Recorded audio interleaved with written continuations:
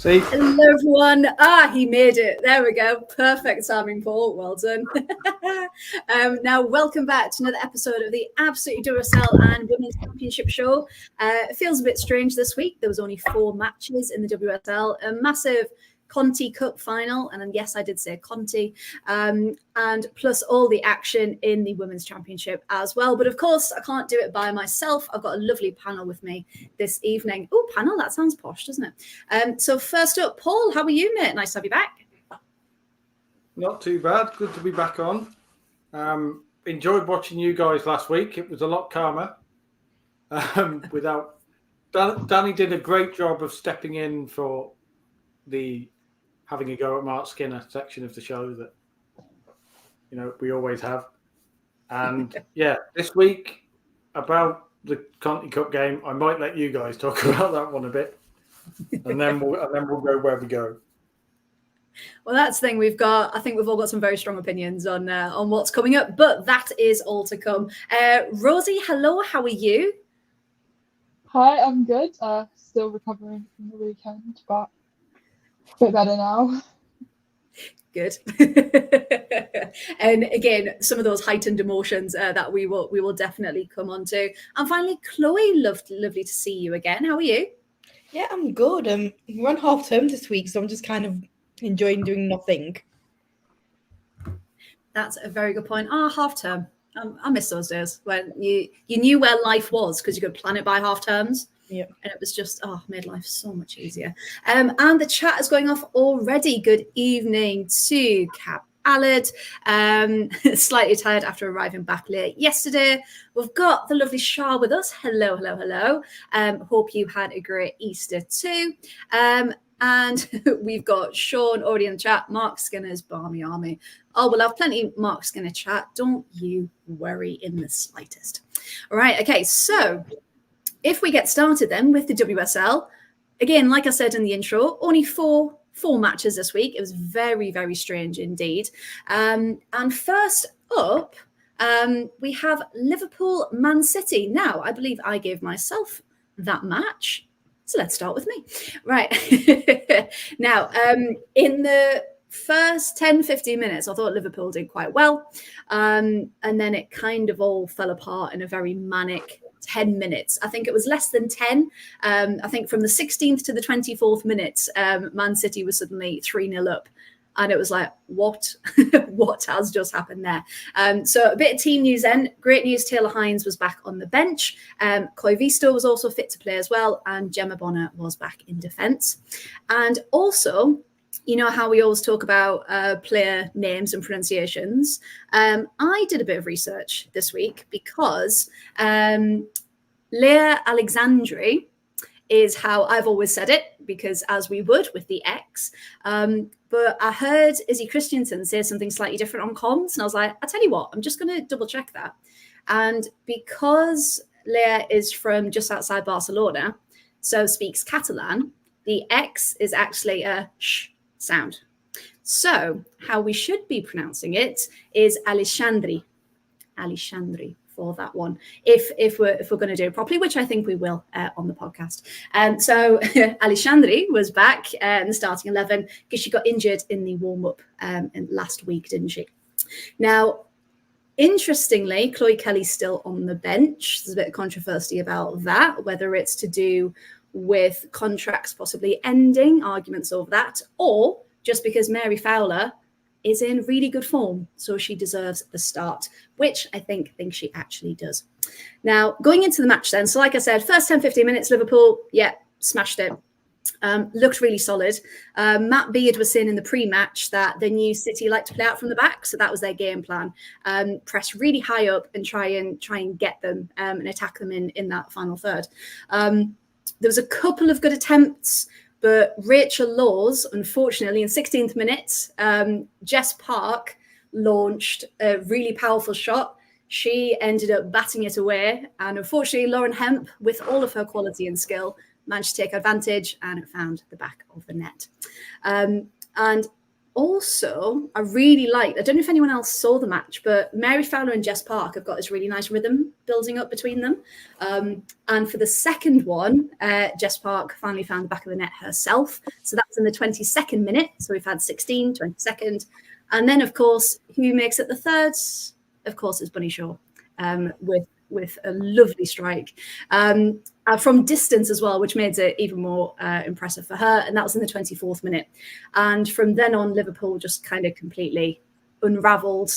Defence was, I don't want to say non-existent, but it just felt like City were just completely dancing through them. And it was very, very easy. So going into half-time, 3-0 down, and you think, right, okay, let's get back. So Liverpool made 3 changes to try and combat it. So we had Taylor Hines come on. Mia Enderby always looks very dangerous whenever she gets on the ball. So she's definitely one to watch if you're not familiar with Mia Enderby. However, 5 minutes in, Bunny Shaw rose tallest from a corner and gets the 4th one.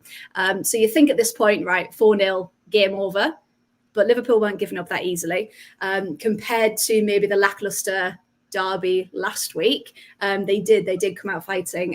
Carrie Holland herself had a really, really good curling effort on goal, but again, Kiara Keating was there in the nick of time to save it. As someone who follows Villa, it was really good to see Laura Blinkilde-Brown get some proper minutes, not just in the dying moments. So I think she came on about 60th minute-ish. And also Demi Stokes got some time to come on as well. Feels like ages since we've seen her on the pitch in a league game. But 84th minute, you'd think, okay, wrapping up now. Taylor Hines, thunderous strike in, doesn't get the credit because it came off Kiara Keating's hand as she goes to save it. So it has gone down as a Kiara Keating own goal. I'd be absolutely fuming if I was Taylor for that because it was a bit of skill that went in. And yeah, that was it. That's how it ended. So a bit of a consolation that they could get one back. Not a clean sheet for City, but Matt Beard post-match said, kind of the same thing. They started well, but after that crazy 10 minutes, they just couldn't regain composure. And however, what was interesting was he commended Gareth Taylor for his work and thinks that they are going to go on and win it. So sorry, Rosie, Matt Beard is backing City. Now, as a manager, do we like that they're coming out and giving that backing to another team, or do you think they should just stick to their own tactics? Has anyone got any thoughts on that? Rosie, I saw your face kind of go, excuse me. Mind your own business, Matt Beard. Absolutely. Paul, Chloe, do you like managers that kind of come out and give a prediction, or would you rather they just stayed focused on their own team? I think they should focus on their own team because in turn their own team's got a job to do. Like they obviously, they can be fans of another team because like we all are. But I think when it comes to being in that professional environment, they should stick to their own team and just be like, keep it to themselves. Yeah, I thought it was very brave of him to say that. Paul, I know you've got thoughts. What were you thinking?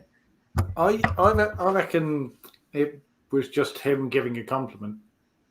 I think we might, it's weird for me to be the one saying we might be overthinking this, but like, yeah, I kind of think I can see why Rosie and as Chelsea's fan representative, I can see why Chelsea fans might turn around and go, "All right, mate, back in your box." But kind of for everybody else, like. You always have situations in the men's game where managers come out and say this team are going to be challenging at the end of the season. They're a really good team. I think if he'd been playing Chelsea in the next couple of games, probably wouldn't have been the wisest thing to say. But because I don't think Liverpool are facing Chelsea. That's really bad, but I don't think Liverpool are facing Chelsea before the end of the season. I think it's just him saying, "Oh, they're a really good team," and I think that they've got enough to beat Chelsea. It's a pundit's opinion. He's just doing the pundit thing. 1st of May. Liverpool at home to Chelsea. Right, that's Chelsea winning 5-0. Yeah. There you go. That's what we call bulletin board material. That Emma Hayes is just going to go, no, see this? That's all you need. That's the team. Out you go. Exactly. That'll be that fire. So we'll remember this conversation for when we come back to it in a couple of weeks. Now, next up, surprisingly, I did not give myself this game, Aston Villa 2, Leicester City 2, because I was at the match and I do have a few choice words to say about it. So, Paul, I wanted to get a more unbiased, impartial opinion. So take us through it then. 2-2. What did you think of this one? I thought it was a classic game of two teams who were still playing, but perhaps weren't really in either battle, in the sense that Leicester think they're pretty much safe, I'd imagine. Villa think they're pretty much safe. So, they came out. Adriana Leon, you being a Leon fan, I really like her, and I think she was horrendously treated by our favourite manager at Manchester United. And it's really great to see that. It's really great to see that she's showing what she can do again, because she was on the end of some pretty pointed comments. Well, Man United were on the end of some pretty pointed comments from Ben Priestman while Adriana Leon was at Manchester United, and she was still performing for Canada. So it's a stupid. Yeah, you've set me off. So returning back to the game. Rather than talking about that one, it was one of those games where it's just like, it was back and forth. I think you saw the classic frailty of Villa in that Adriana Leon scored, and then 2 minutes later, Yuka Mamiki equalised. Your classic, one team scored, then the other one scored. And then it was a very, I think, even game. The stats bear that out, 13 shots to 11. Crucially, Villa had far more shots on target, so we'll probably be slightly annoyed that they didn't take advantage of them. And actually went behind thanks to Sam Tierney scoring. Yes. And then Rachel Daly doing what Rachel Daly does. Like Rachel Williams, only not the backup option. Scoring again. And, yeah, I'm kind of giving you the opening here because the officiating was interesting. I think in commentary code, interesting, not in interesting. Just the kind of thing where you look at it and go, I'd love to know why she made that decision, because I don't think anybody in the ground or watching knows why she's made that. And there were a few of those. And I would imagine I was watching it as a neutral, and so I was kind of slightly detached and just going, yeah, she's not having a great game. I would imagine for someone who had a stake in either of the teams, you must have been full on spitting feathers, because she was on commission. Like for the amount of bad decisions he was making, of course, he must have been on commission. Like, I'm telling you, because it was hard, because we always talk on the show, don't we, about how the officials, we need to raise their standard. But we need to do that as a collective. It needs more money. It needs more, education. It needs more training. But it's the teams here and now, and especially going back to West Ham last week, when the decisions going against them could literally mean relegation. It's the here and now that we need to really focus on as well. And so where we sit, so me and Lindsay went, and we were in the wheelchair bays right at the front, right down the halfway line. Brilliant. And it's great because you can hear the players talking to each other as well and get some inside information and just understand that communication, how it's changed through the season. Because we said at the beginning, they're not talking to each other, what's going on. But now they're shouting at each other. It was great. Every time there was a decision, literally everyone questioned it. There wasn't one that wasn't controversial. And for a while, she either wasn't given anything, which, okay, consistency, not giving anything, fine. But then it was one moment, I think I put this in the chat, didn't I? I was like, is anyone watching and can tell me why Alicia Lehman's just got a yellow card? Because that seemed to come from nothing. And it seemed to come from the Leicester player. I can't remember which one it was now. Going to the ref. She's just done something, give her a yellow. And then suddenly the yellow card came out. And it just felt like, as a ref, if you didn't see it and your officials didn't see it, yes, you can take what the player's saying into account, but should that be a solid enough reason for a card? On reflection, people near the goal and on the replay as well, it turns out we think Alicia might have kicked out one of the players, but it was so grainy and so like almost nothing. It then begs the question, well, was it a yellow? Was it a warning? Was it malicious intent? Was it not? Was it? And the guy next to me, actually, I thought he was getting quite aggressive at one point, which I obviously didn't like. But he was proper shouting as if you were like in a men's game and probably like, what are you doing? Like going off it. And I was like, there's a way in which to do it. You can question it. You can kind of say, what, you know. But yeah, that was a bit extreme. So it's interesting that now coming into the women's game as well. I don't know if anyone else has experienced that. But it wasn't comfortable to watch. And it felt the atmosphere was weird. It was very uncomfortable because you just didn't know what was going to happen. And it felt like a lot of the decisions were going against Villa. Again, kind of sitting there supporting Villa, you might think of it's going that way a bit more. But at the end, we just kind of went, we've got a point. Because at one point we were like, we're not getting anything here. We're literally not getting anything. So it's interesting that you picked up on that as well. And that's why I wanted to give it to someone else. Because it just wasn't great. And we know every point is a point at this point. But it was bad. It was really bad. Weird as well, because you feel for the referees, because I don't know about you guys playing sport, but obviously I play ice hockey for fun, which is a very fast, very physical sport. And at my level, which is, Sunday League amateur level, the referees are people doing it for 50 quid and travel money. They're not professional referees, and a lot of them have been doing it a while. And you can tell when a referee is having a bad game because both teams aren't going up going, what are you doing, ref? Shouting. They're going up and going, listen, someone's going to get hurt here. You haven't got control of this. You need to do something and tell us what we're doing, because we don't know what rules we're playing under. Good referees in any sport, and you see it in football as well, will set a line and go, right, okay, that is a foul, that isn't. This is the level of physical contact we're going with.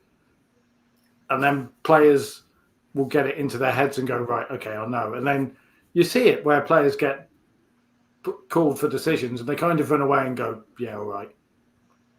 And you weren't, like you say, you weren't seeing that in Villa versus Leicester. Every decision was getting both teams going, well, what level are we playing at here? There's no consistency. There's no,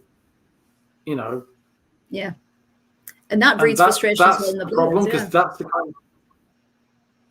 the kind of game in any sport in which people get hurt, because someone will try and push the boundary, and then we don't like slagging off referees, and it's a really tough job, but that's one that the assessors will probably be looking back at and going to the lady concerned. So but there's some learning points from this game. That there will be lots of reviews for that one, I think. I hope so, because again, like you said, if you can look back and learn on it and you go, oh, actually, I can see what I've done there, then for next time. And we've said it before, if you don't know what you don't know, and if it's not being pointed out to you, you can't then correct it for next time. So we never like having to go at the officials, but it was dire. It really, really was. But positives, Villa got a point. I've put them pride of place tonight in my shirt collection, because a point is a point. And we'll take it. We will definitely take it, that one. Now, just going back to the chat slightly. Simon's joined us. Good evening, Simon. And also, Chloe, do you know this person? Yeah, I do. Fan club, what can I say? I was going to say, we haven't got our t-shirts on tonight, the Chloe Reynolds fan club. I think we'd have to make them for the future. But yes, I do agree with your number one fan. We do have to be safe at the end of the day, because they do. It's people's lives, it's people's jobs at the end of the day that need that protection. Very good, Callum. Thank you very much for joining us in this one.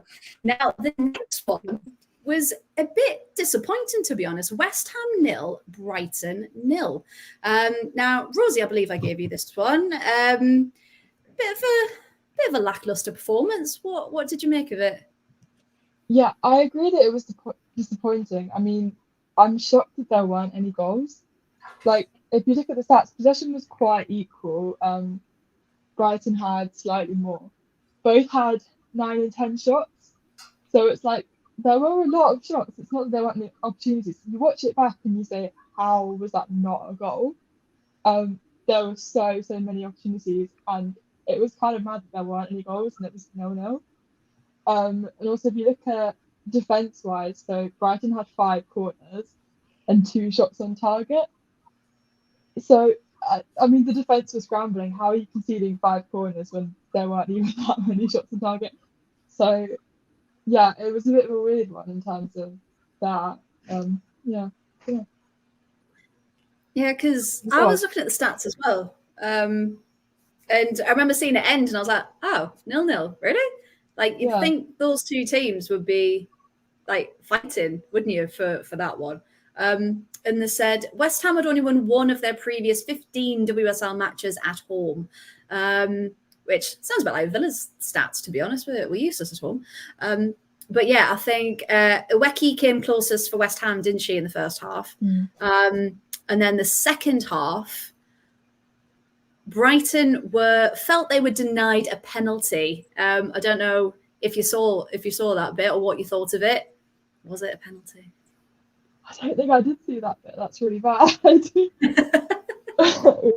Must have been soft. Then, if you can't think about it. I think it was.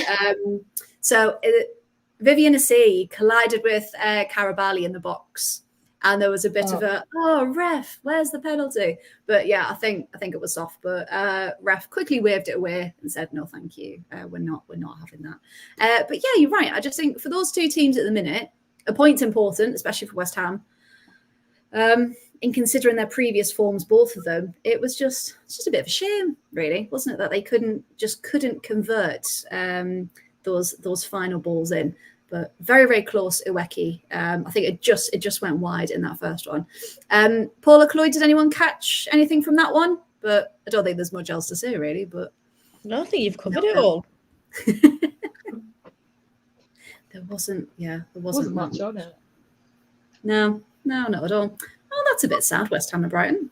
Okay, strike that off my list. Done. Right.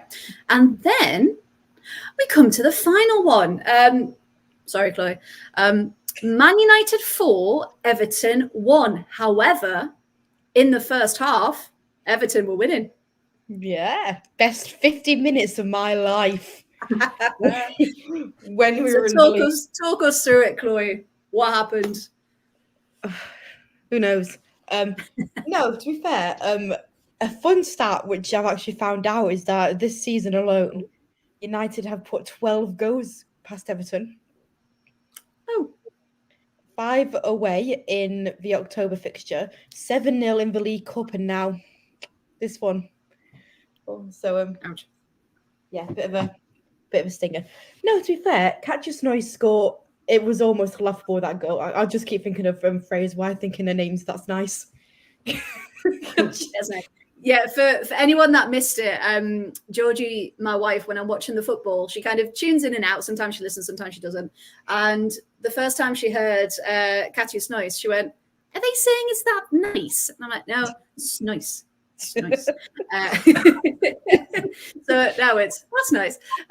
So yeah, so Katya, it was the fact she was there and could pounce on it and just get it straight back in was a moment of brilliance, wasn't it? And Mary Earps was fuming. It was so brilliant. I mean, that goal from Catch Nice was just brilliant, but it was also a little bit laughable at how easy it was. Like, you'd have thought she'd put up a little bit of a fight for it. And Merps was absolutely fuming with herself. Speaking of names, Catherine Cool, I found out her name's like Moller. Like molecule, and it yes, yeah. And I didn't know that. I didn't know that before, and it really made me laugh last night. And I was doing my research for her name's like literal like molecule. It's so funny. That's not funny, but brilliant. Can I jump in slightly about another name mispronunciation that I heard for that one?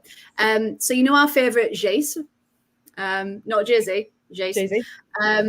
The commentator called her Guess. What's a new one? Yeah. And it was a pass back to Guess. I'm like, you haven't even tried with that one, to be honest. It's not the letters. It's just, yeah.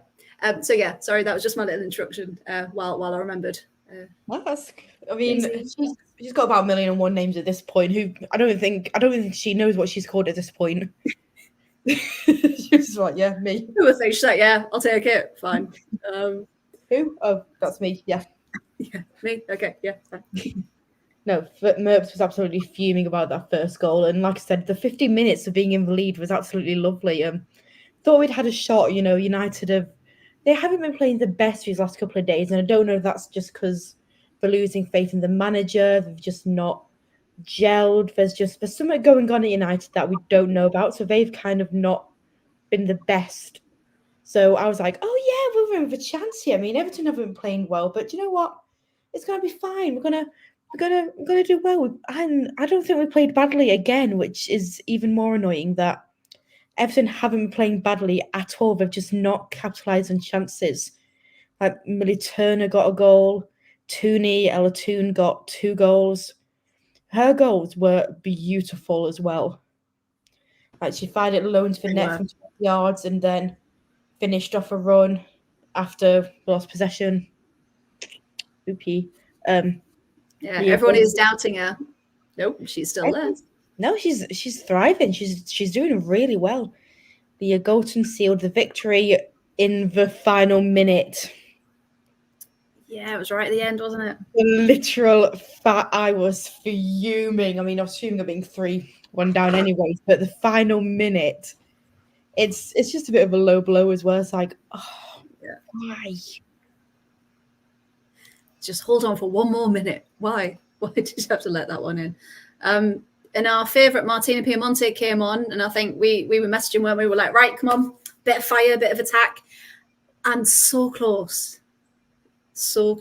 And it just went wide, didn't it? The control to keep it down, brilliant. Turn, we were like, okay, it's coming, and just wide.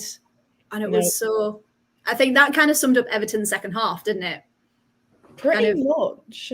The chances and just not being able to finish. And did you see Brian Sorensen's post match?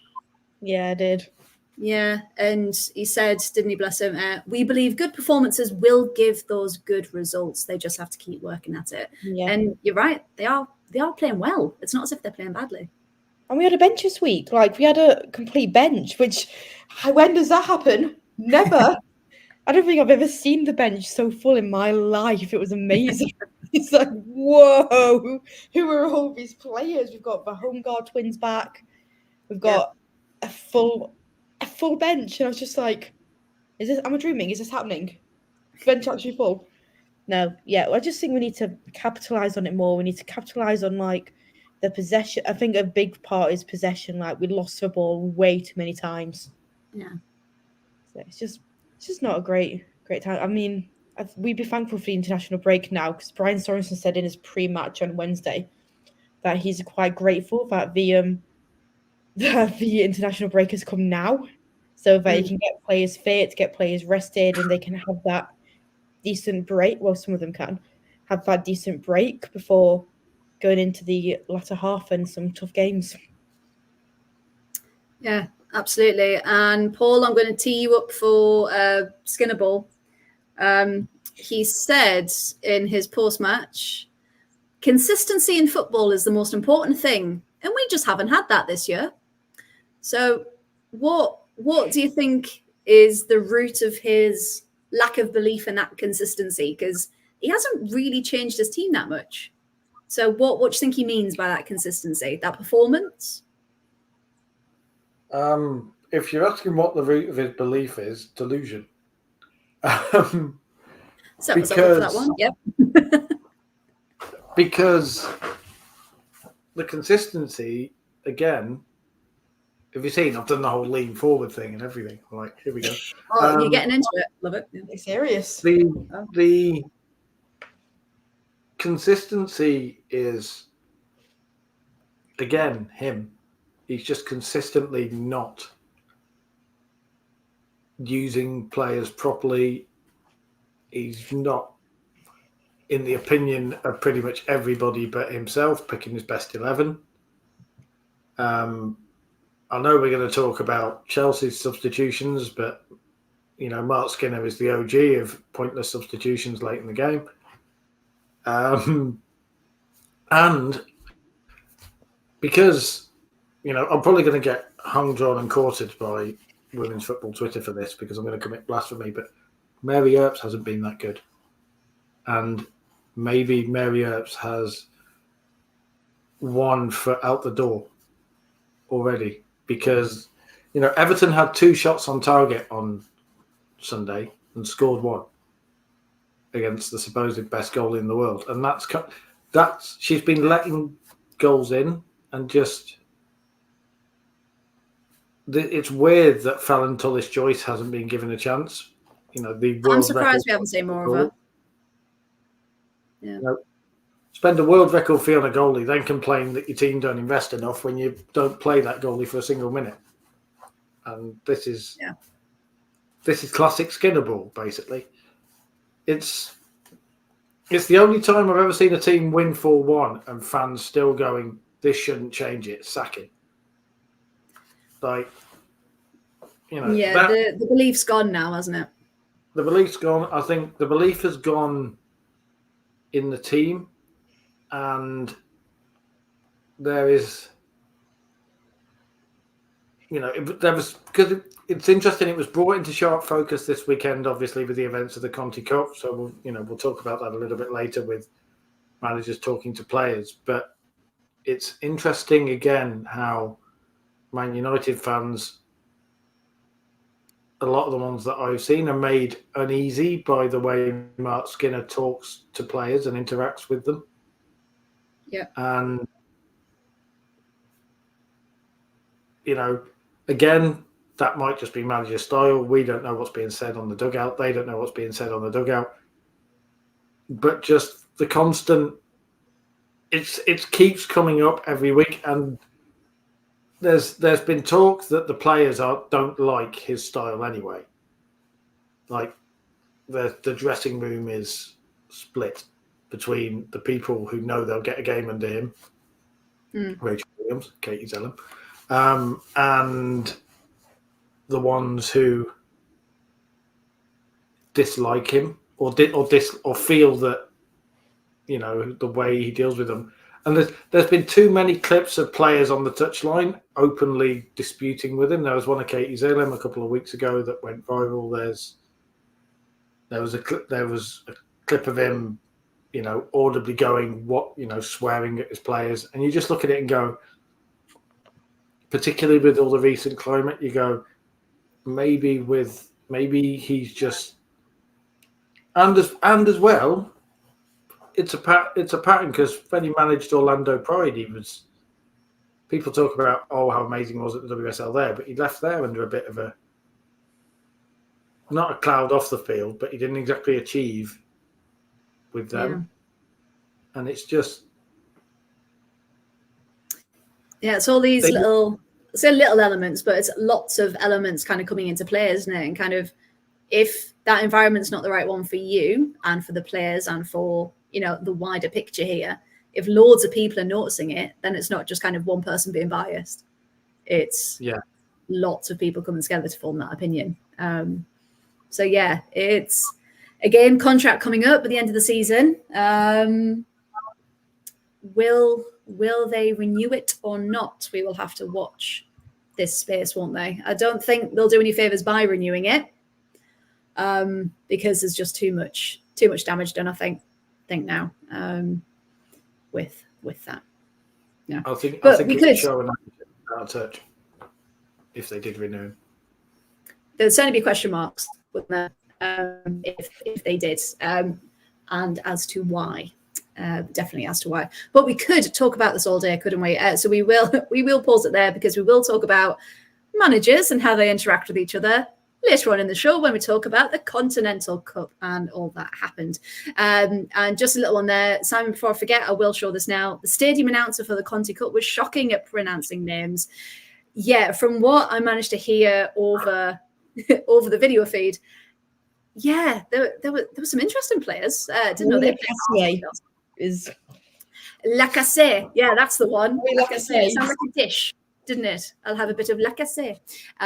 So what we've had so far, we've had that's nice. Guess Lacasse. We realised it was Alexandri, and we'll keep adding as the show goes on. With that one, so let's have a little look at the show. It's like a tour t-shirt, the correct pronunciations. The what? Sorry. We'll get t-shirts with it, you know, like how we do on tours where we have like tour t-shirts. We'll get them like correct pronunciations. Yeah, we will. We should just we'll all have one each, and then just every show just be like, remember, it's a light turn to the back, and have it on. Yeah, we can totally do that. We can definitely do that. So if we have a little look at the table then. So remember, Chelsea and Arsenal, as well as Spurs and Brighton, I believe, all have a game in hand with not playing this weekend. So Man City are 3 points clear for the moment at 46 points. Then Chelsea 43, Arsenal 37. So those three in contention there. Then we drop off to Man United, Liverpool, Tottenham. And then it gets closer again between Villa, Brighton in 8th on 18 points. Leicester on 17, Everton 15, West Ham 13.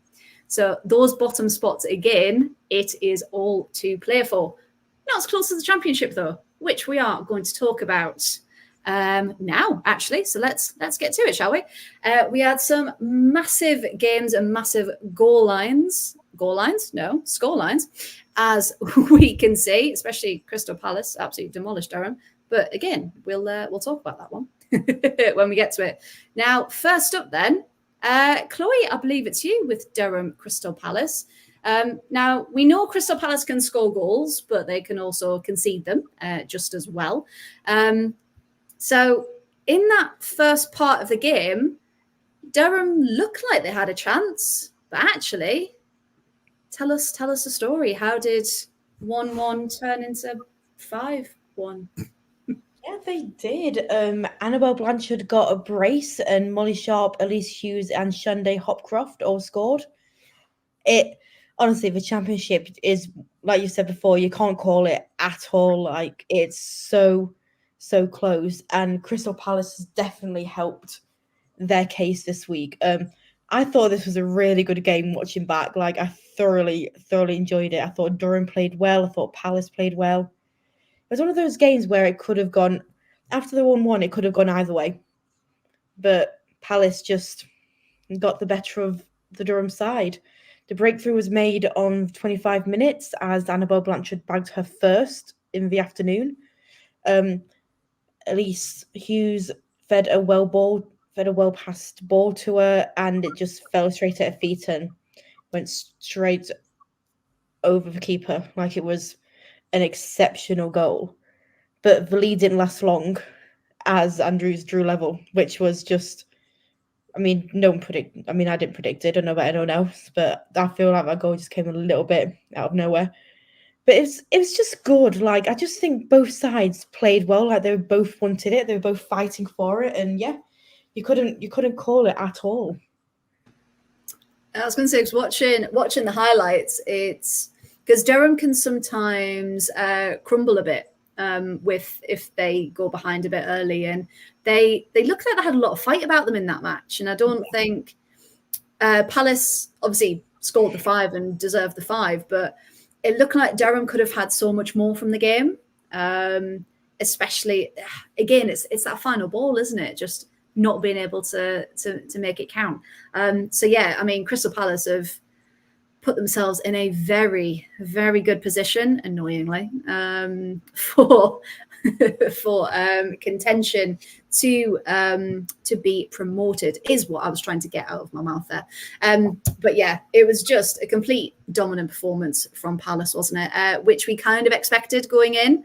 But yeah, it was just kind of laid it all out on the table. This is what we want. We're still gunning for promotion.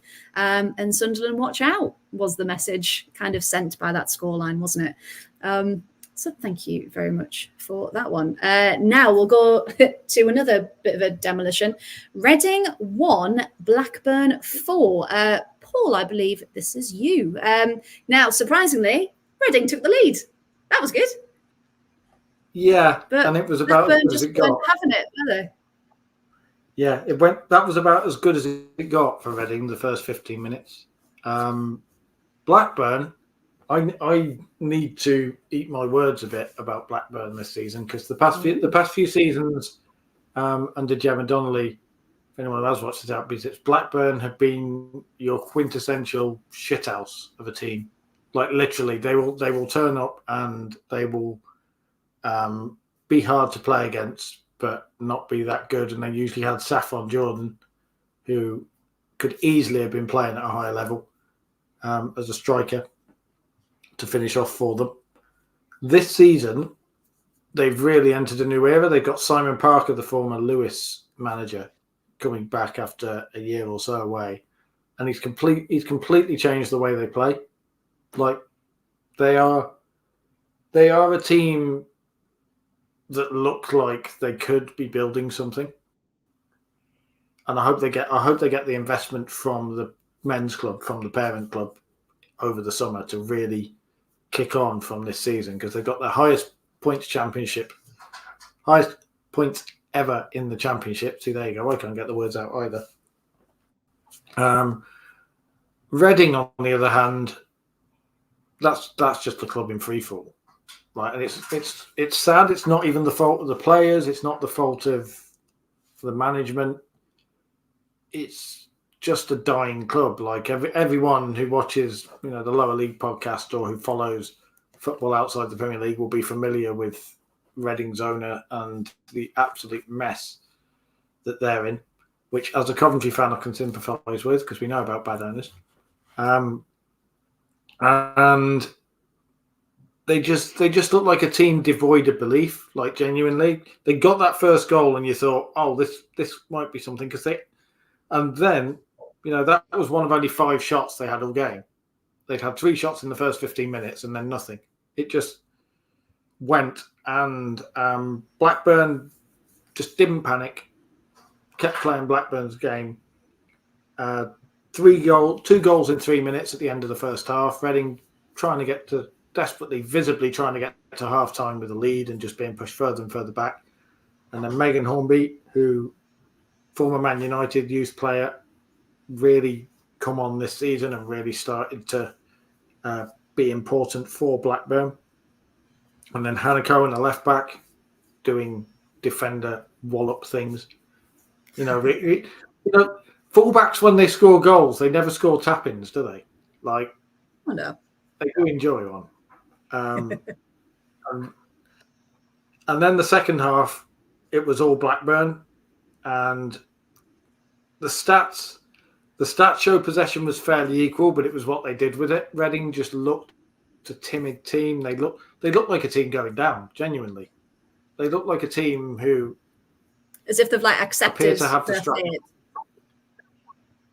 Yeah, they look like a team to appear to have the strategy of hope Lewis win less than we do.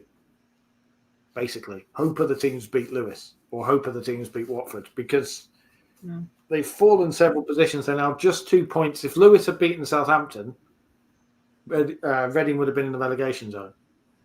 And they came down from the WSL last year. So this is a team in proper, for those of a certain age in the chat, this is Leeds early mid 2000s level free fall, just straight down. And 2 goals in the second half. Megan Hornby again and Lucy Shepherd. And that was it. Just Blackburn going away, going, great job done. Reading going away, going, hope, let's go and check the Lewis result, basically. I fear for Reading, I really do. Like, if they do go down, they're finished as a club. I reckon we'll find out Reading women have dissolved. That's the level of seriousness we're at now.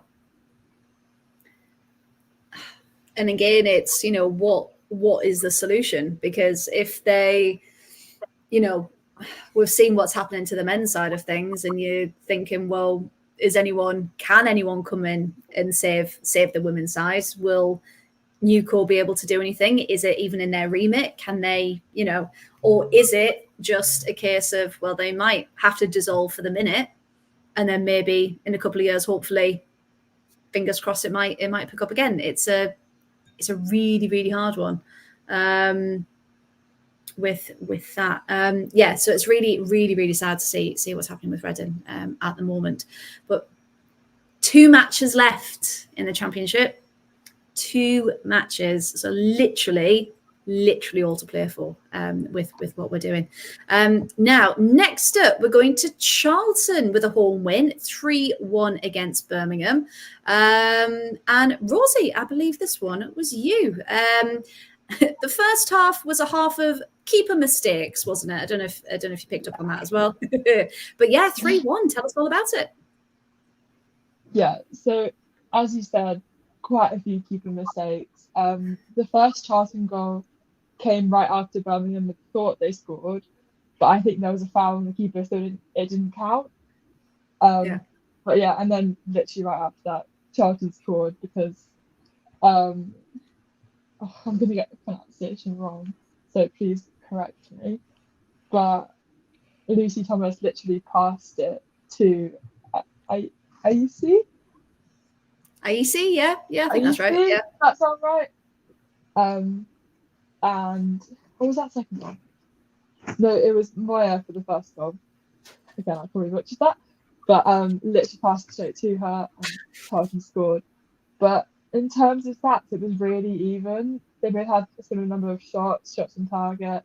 Apparently it was 50-50 possession, but this also says there were 0 passes from either team. So I'm not sure how much I trust that. Honestly, some of the Championship stats are horrendous. For most of the matches, they don't even have anything. So the fact you had possession was quite good. I doubt it was 50-50, but it's a stat. So yeah, it was quite even, to be fair. The last goal was again a keeper mistake. It was passed straight to Kate Longhurst, who just got it in from long range, which is something we've seen from Kate Longhurst quite a lot. Yeah. I think she's no stranger to a long range goal. And then Birmingham's only goal came from a penalty, which I do think was fair. Foul in the box, and Lucy Quinn put it away. Yeah, absolutely. And unfortunately, I think that might now mean Birmingham's chances of being in and amongst the top of the Championship is out of reach. If we have a quick look at the table, Birmingham 33 with 2 matches left, 36-39. They are out of reach officially. Unless anyone wants to correct me, but I think that is right with that one. But you're right, yeah. Lucy Quinn converted that penalty, lovely, real power behind that, and yeah, that Kate Longhurst chip was just beautiful, wasn't it? And kind of just completely sealed what was quite a I thought quite a dominant Charlton match, but we've seen Birmingham have moments of brilliance, haven't we? But unfortunately, it does just show. Oh, Paul's disappeared. That that literally anything can happen. And with Charlton again, if we just go back, they're fourth on 36, tied with Southampton. So again, all to play for. It is so tight. And as Sam rightly said, oops, clicked too many times, definitely the most dramatic league in all of football, the Championship. Absolutely, Sam. Thank you very much. And it is. You literally can't call it. So next up then, let's go to, who are we on? London 1, Sheffield United 2, which I believe I gave to Paul. So let's go to Chloe, we'll come to you. Southampton versus Lewis, 2-1. But actually, I thought Lewis might have had a chance in this one. Tell us all about it. Oh, it's your friend and mine, Lewis. Like our adopted team. We all want Lewis. Podcast. Yeah. Friends of the podcast. We all want Lewis to do well. And yeah, I thought this was a game that Lewis could have either won or at least drawn. Whatever. I'm doubting all my English now. I'd say drew. Drawn. One of them. They could have done that. Anyways, that's continuous. Back to school. I do. I think that I think Lewis again. They did really well. Like they played well. They're a good side, and to be fair, I really hope they don't get relegated because we like Lewis. I know. And it's like Callum said in the chat, they were literally one of the first games that we got press passes on and reported on. So we've got a very little soft spot for Lewis. Ah, very good. So Saints got the 2-goal lead through Emma Thompson. Not that one. When I saw that, I was like, Emma Thompson, she's playing Southampton now. Oh, that's good. I was like, go on, Emma. Seeing her at Saints ground anytime soon. And then Grace Wriggler pulled one back for Lewis, and I thought that was a good goal, to be fair. I really enjoyed it. Saints did make a couple of mistakes and had to pay for a couple, which was like, but no, I thought it was just a good game, and that the 2 goals were good. I thought Grace Wriggler's goal was quite good because she kind of planted that seed of doubt almost, where they kind of looked and went, right, we need to try and book our ideas up here. We need to figure out a way to get back into this. But yeah, I enjoyed it, and I think Lewis could have got more out of that. I think they definitely could have got a draw or even gone on to win it. Yeah, because we all kind of said last week when we made predictions, we're like, Southampton are really good at home. They're probably going to get the win, but actually Lewis have got the fight. So it could be anything. So with that one, Emma Thompson as well, lovely Emma Thompson. It was her first league start and got 2 goals because of it. So it just shows you should be starting, and she'll bag the goals for you with that one. Sean, thank you very much. 7 points off top with 3 games left, so not out the title is just yet. Yes, thank you very much, Sean. Yes, because they still have a game in hand. Yes, thank you. And that is why all you lovely people in the chat, we do read all your comments because you can help us fact check. It's great. Paul, you're back. Hello. Yeah, sorry about that. I think I had to go and give the hamster a bit of a kick, but they're still going. We are in the Midlands, so we're kind of missed out by both sides. We're not like you guys in the south and in the north. We haven't got the northern powerhouse or the southern money. You get missed out by both sides. Hey, I'm in Lincolnshire. Mine's run by sheep on wheels as well, so don't worry, it's fine. I was genuinely pleased. I'm just looking at the chat. Just Callum screaming, "Ball! It's gone!" I was like, yeah, we all missed you. Welcome back. And you are.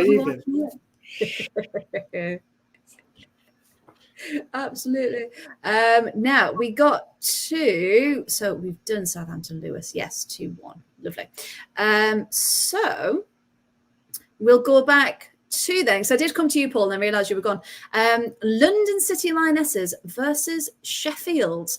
Now, 2-1 to Sheffield United. Again, was our favourite Izzy Goodwin doing Izzy Goodwin things. 15th league goal, I believe, for the season. So tell us how this one panned out. 2-1 to Sheffield. Sheffield look a different team recently, like the past month or so. And it seems to have not directly come with Jonathan Morgan being sacked and all the stuff around that being resolved. But it's almost as if they took kind of a week to process that and then went, right, okay, let's move on past that. They've just changed their mentality. Izzy Goodwin doing Izzy Goodwin things. She is another reason you should watch the championship, people in the chat. Annabelle Blanchard mentioned earlier, who's an amazing player and doesn't get talked about because she's in the championship. For me, she's better than Grace Clinton.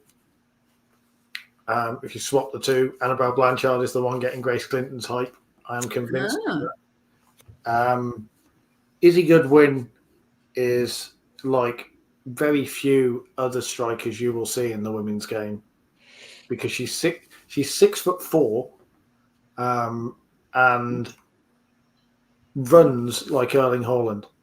Like she's got that same direct blinkers on greyhound with a purpose, just straight. Yeah, everything she does is with a purpose, and we were incredibly lucky to see her in Coventry. And as soon as you saw her in Coventry, she's like she shouldn't be playing for a team that are, much as it hurts to say it, we're on the way out with Coventry, and we've seen what happened since then with being moved to other places. She's going to go far, just like we saw with Mary McAteer, and she's doing it this season. And if it hadn't been for Elise Hughes having a season for the ages, she would be championship top scorer. But she's just happening to do this in the same season Elise Hughes is having an absolute season for the ages. Yeah. Remy Allen having a rare off day as manager because London City just looked a bit. It's almost as if they've had that brief burst of a couple of games and then they're like, yeah, we reckon we're pretty much safe now. And they've started to slip back a bit. Complacency, perhaps. That's enough. Yeah, that kind of thing. Yeah.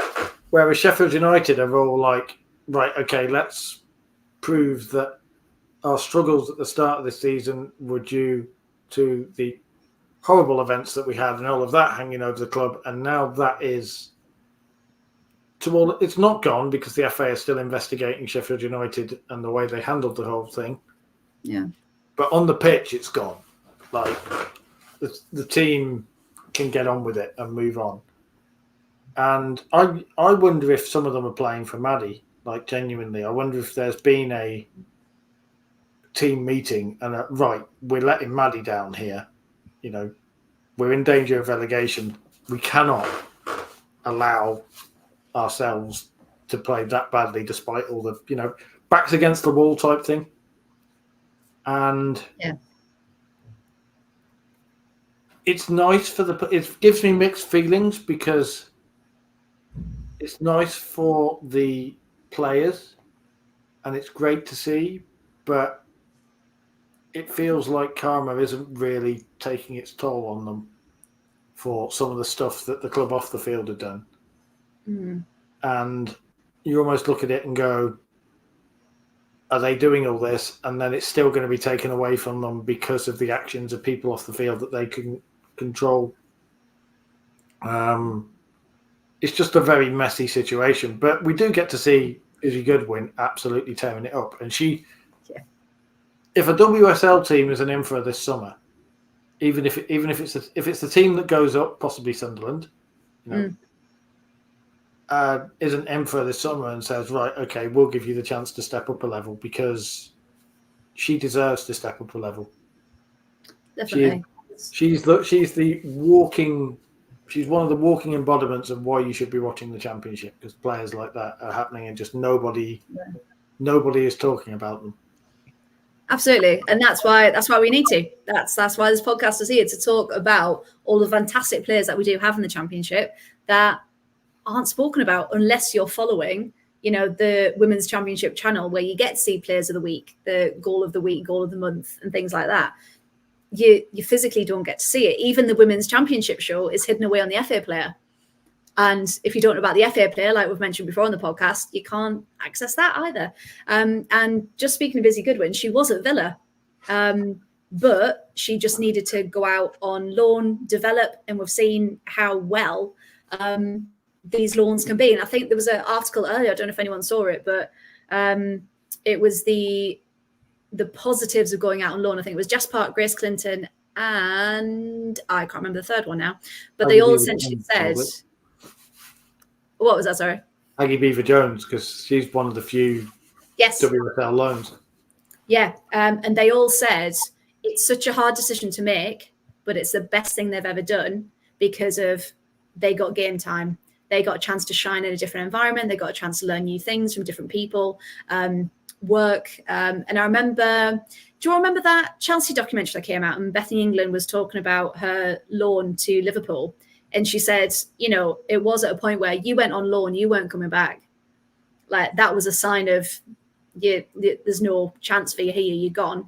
But because she'd performed that well, she came back and then she was the number 9. So it shows you how a loan can look like, oh, you don't fit in here, go elsewhere. But actually, a loan can be the best possible thing. So when you do return to your parent club, if you want to, you've got that experience to shine and show, actually, this is why I deserve to be in the starting 11. And this is why I'm at this level. So yeah, you're absolutely right. Izzy Goodwin needs to be picked up by a WSL team. Villa might have her back. We'll have her back. She's used to the squad. She knows the players. We can definitely deal with her. Because, if Everton have got Justine van Havermaet, we need an Izzy Goodwin to kind of go like that. Because at the minute, we've got Jordan Nobbs and lots of other little midfielders. So we need a bit of really tall as well. is she 6'1" or is she 6 foot? She is ridiculously tall. Yeah. She's phenomenal. And I remember, I think I said this on the podcast at the time, when it was Everton and Villa at Villa Park, it looked like the adults and the kids were having like a kickabout in the park because the height differences were just incredible. So yes, we can get a bit more height at Villa Park with that one. And then we've got one game left. And funnily enough, I am going to talk about this one. So it was Watford 0, Sunderland 3. And I don't know if anyone else managed to watch any of this or any of the highlights, but I was a bit on edge the first half, to be honest. Now, Paul's laughing. Paul, did you catch this one as well? I just, because basically you and Ant and Charlotte Patterson, who's an amazing one of the Howe the Lasses people, Herman Gatey, just following them. Cheers, yeah. I should, technically as a Sky Blues fan, supposedly I should not be supporting Sunderland in anything because we have the weirdest rivalry in football. But it is one. But I'm suffering with all of you guys every week at this point. Like genuinely, just the amount of anguish tweets. Possible way, of course. In the best possible way. Just the anguish kind of, this feels, a couple of tweets like, this feels like a trap game. What are we doing? We need to find goals here. You can see the suffering, but in a good way. So yeah, I was sat there watching it thinking, if Watford nick one, this will get really interesting at both ends. And that was the thing. So for anyone who didn't manage to watch it, so Sunderland obviously going in leaders, Watford at the bottom. So I don't know if there was a slight, we could get 3 points here. So not like a conscious complacency, but maybe something in the back of their mind like, we can get this. It shouldn't be hard. But we were talking on the However Lasses pod. If you do want any more Sunderland content, please do follow that page. And we were saying, actually, it might have been the worst Sunderland have played in that first half all season. They just couldn't seem to find a rhythm. It was really scrappy. It didn't feel right. And they were playing at Vicarage Road, and Ant and Charlotte and a couple of others went down. They just felt like it was too big for the occasion. So I think we've all been to stadiums where there's only been half open and you kind of lose that atmosphere and it feels empty and hollow. And it didn't have that feeling, a bit like what I said about Villa Leicester. It didn't feel quite right. So the first half, they did have some really good chances, and people like Mary McAteer and Katie Kitchen as well, fantastic young players. If you don't know their names, you will in a couple of years. Really good chances, really good balls to the box, but again, it was that final ball, that final pass. They just couldn't do anything with it. And Watford actually really surprised us. Came out, had some really nice passages of play, but again, couldn't really trouble Claudia Morn too much. Sunderland just seemed to lose possession really easily. And it could have actually, I could have seen it ending as a 0-0 game because there just wasn't anything in it in that first half. But we were saying as soon as the whistle blew, I think it was Jenna Dia or Tash Fenton that all went right in. And it was like a moment of, okay, everyone in. The Watford subs came out, they were kicking the ball about a bit. No. Everyone on the Sunderland team went in the changing rooms, and they must have had a proper, talking to, because it just wasn't, they knew it wasn't going right. It wasn't their half at all. So second half seemed to dominate, and we were all getting a bit like, oh no, could this be the one that loses it? Because we've all seen how tight the top of the table is. And it took until the 58th minute, okay, for Sunderland to break the deadlock. And so Emily Scarsy, as we like to call her, drove down the left, crossed it in just a bit too wide, went out for a goal kick, but came straight back to Sunderland, again, driving into the box. After a bit of tennis, I think it passed about 5 or 6 players, Liz Dupey heads it home. She was the first to react. And she hasn't got a goal for a while, our Liz. So really, really happy for her that she could get onto the score sheet. And I think that kind of woke them up a little bit. And it was like, right, okay, we can do this, let's go. And 72nd minute then, Emily Scar again, managed to, so Jenny, again, another name that you should know if you don't already. She had one of the best thunderous volleys you've probably ever seen. And it rattled the crossbar. And everyone was like, how did that not go in?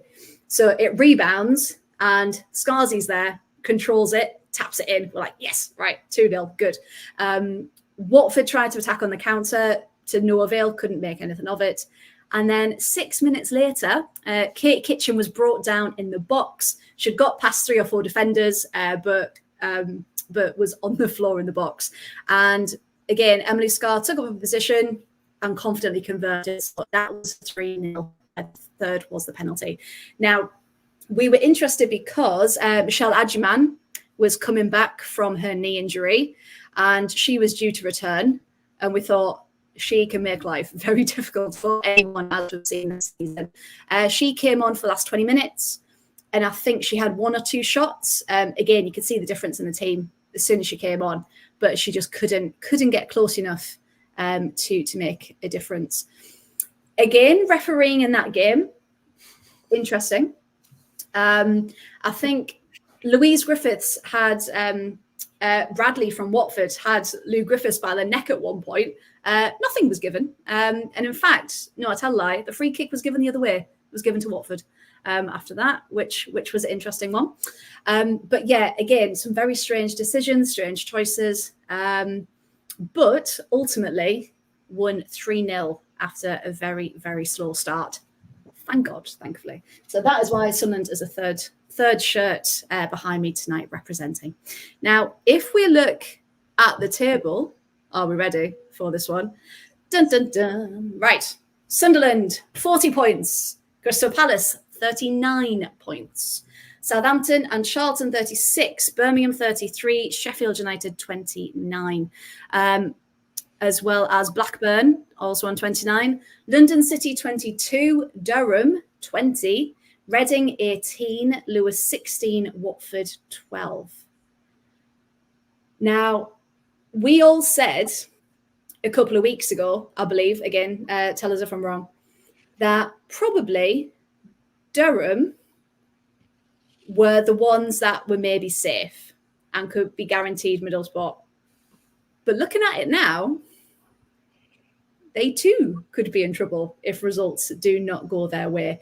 And also looking at it, we do have Palace, Charlton, Birmingham, Blackburn, half the table actually, have still got a game in hand. So we all said, actually, with 2 games left to play for the majority, but 3 games left for some, by the time Sunderland next play, this could be a completely different landscape. This could be completely different. And, you know, could it be enough for Palace to even clinch it? I hope not. I really, really hope not. So if everyone can be a Birmingham fan for the next game, because they are, can't remember now, Birmingham are facing Palace, I think. Is it Palace? That's Palace's game in hand Gone. on the 14th. Yeah, Palace Birmingham on the 14th. So next up, we've got Blackburn Reading, Palace Birmingham, Watford Charlton. If Watford can win or at least take points off Charlton and Birmingham can get something against Palace, I'd be really happy, to be honest. And it's got to that point where you're looking at the results going, please don't win, get a draw, please lose. Because it is that tight. You just physically can't call it. And again, if you are not watching the championship, you need to, because it's all going on. So yeah, it's mad. So Sunderland don't play now for 3 weeks. It's all of those catch-up games due to, what was it, food poisoning, illness, waterlogged pitches, all that jazz, that people are rescheduling now over the next couple of weeks. Callum, you can come back. Thank you very much. Nice little compliment there. Thank you very much. we'll have you. Thank you. The thing was saying, when it was pointed out, Birmingham are still in the title race. Not if Palace beat them, they're not. So you're in the best possible position for that, because Birmingham are like, we've still got an outside chance here, but we have to beat Palace. Yeah. Could be the wild card. So yeah, in fact, if we again going back to the table, yeah. So if Birmingham do win that 36, they're on 36 with Southampton and Charlton. So again, couldn't it? It could happen. But even Reading and Durham have also got to be very careful, because again, getting the matches up. Durham next play Reading, so that's going to be an interesting one. Reading versus Durham on the 21st. Who else have we got? London City. They next play Southampton. So again, our reactions there of, oh no. But again, Lewis next play Crystal Palace when they next play. So Palace have got a game against City in hand, and then their next proper match day, as it were, is against Lewis, but Lewis are at home. So fingers crossed, a Lewis home win. I think we can all pray for a bit of Lewis luck at home. That's what we're praying for with that one. Now, shall we talk about the Continental Cup? Rosie's been sat there patiently. Now, this is the 3rd time Arsenal and Chelsea have faced each other in a final. I believe that's right. I read lots of different articles on that one, with each one winning one of the previous 2 meetings, if that makes sense. So they've won 1 each. So again, bragging rights were up for grabs. I would just like to say, before we discuss all of the stuff that went on, Cheryl Foster, fantastic referee. VAR was used effectively and efficiently. Sorry, Rosie.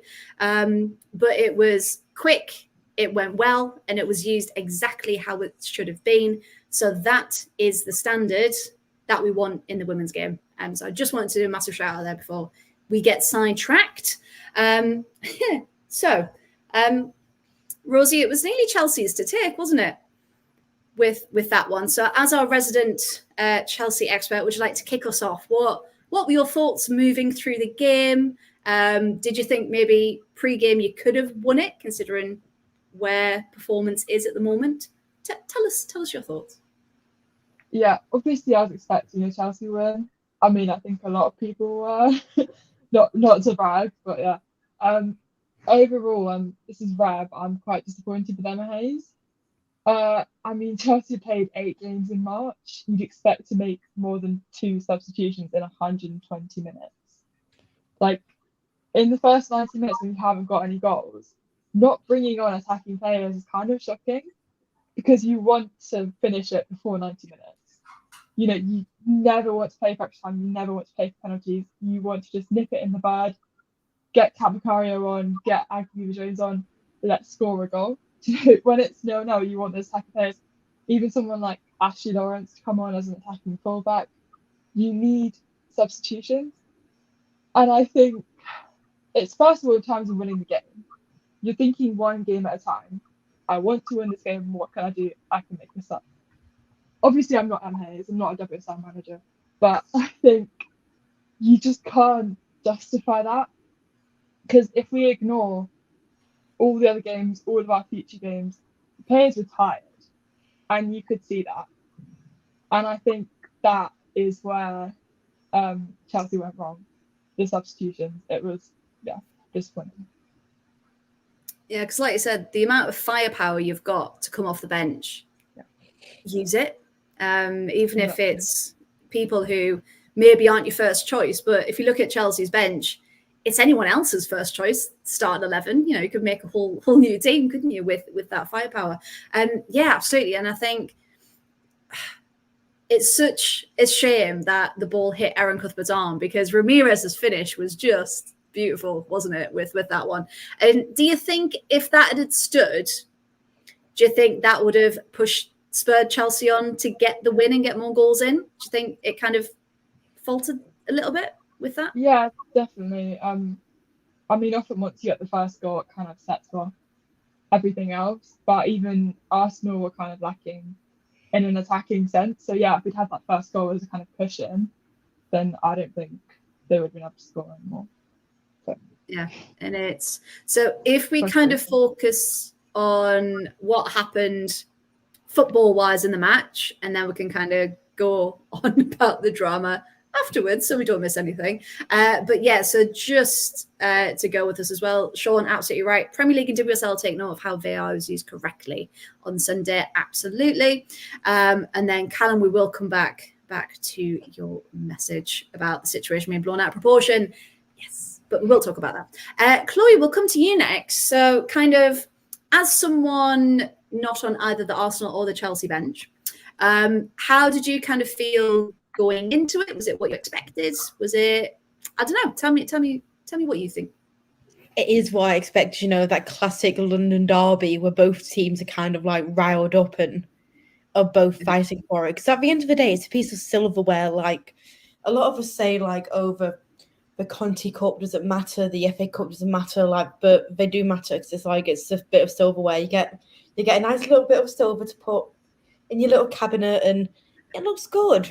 And it's bragging rights, isn't it? Yeah, exactly. And particularly being like a London derby as well.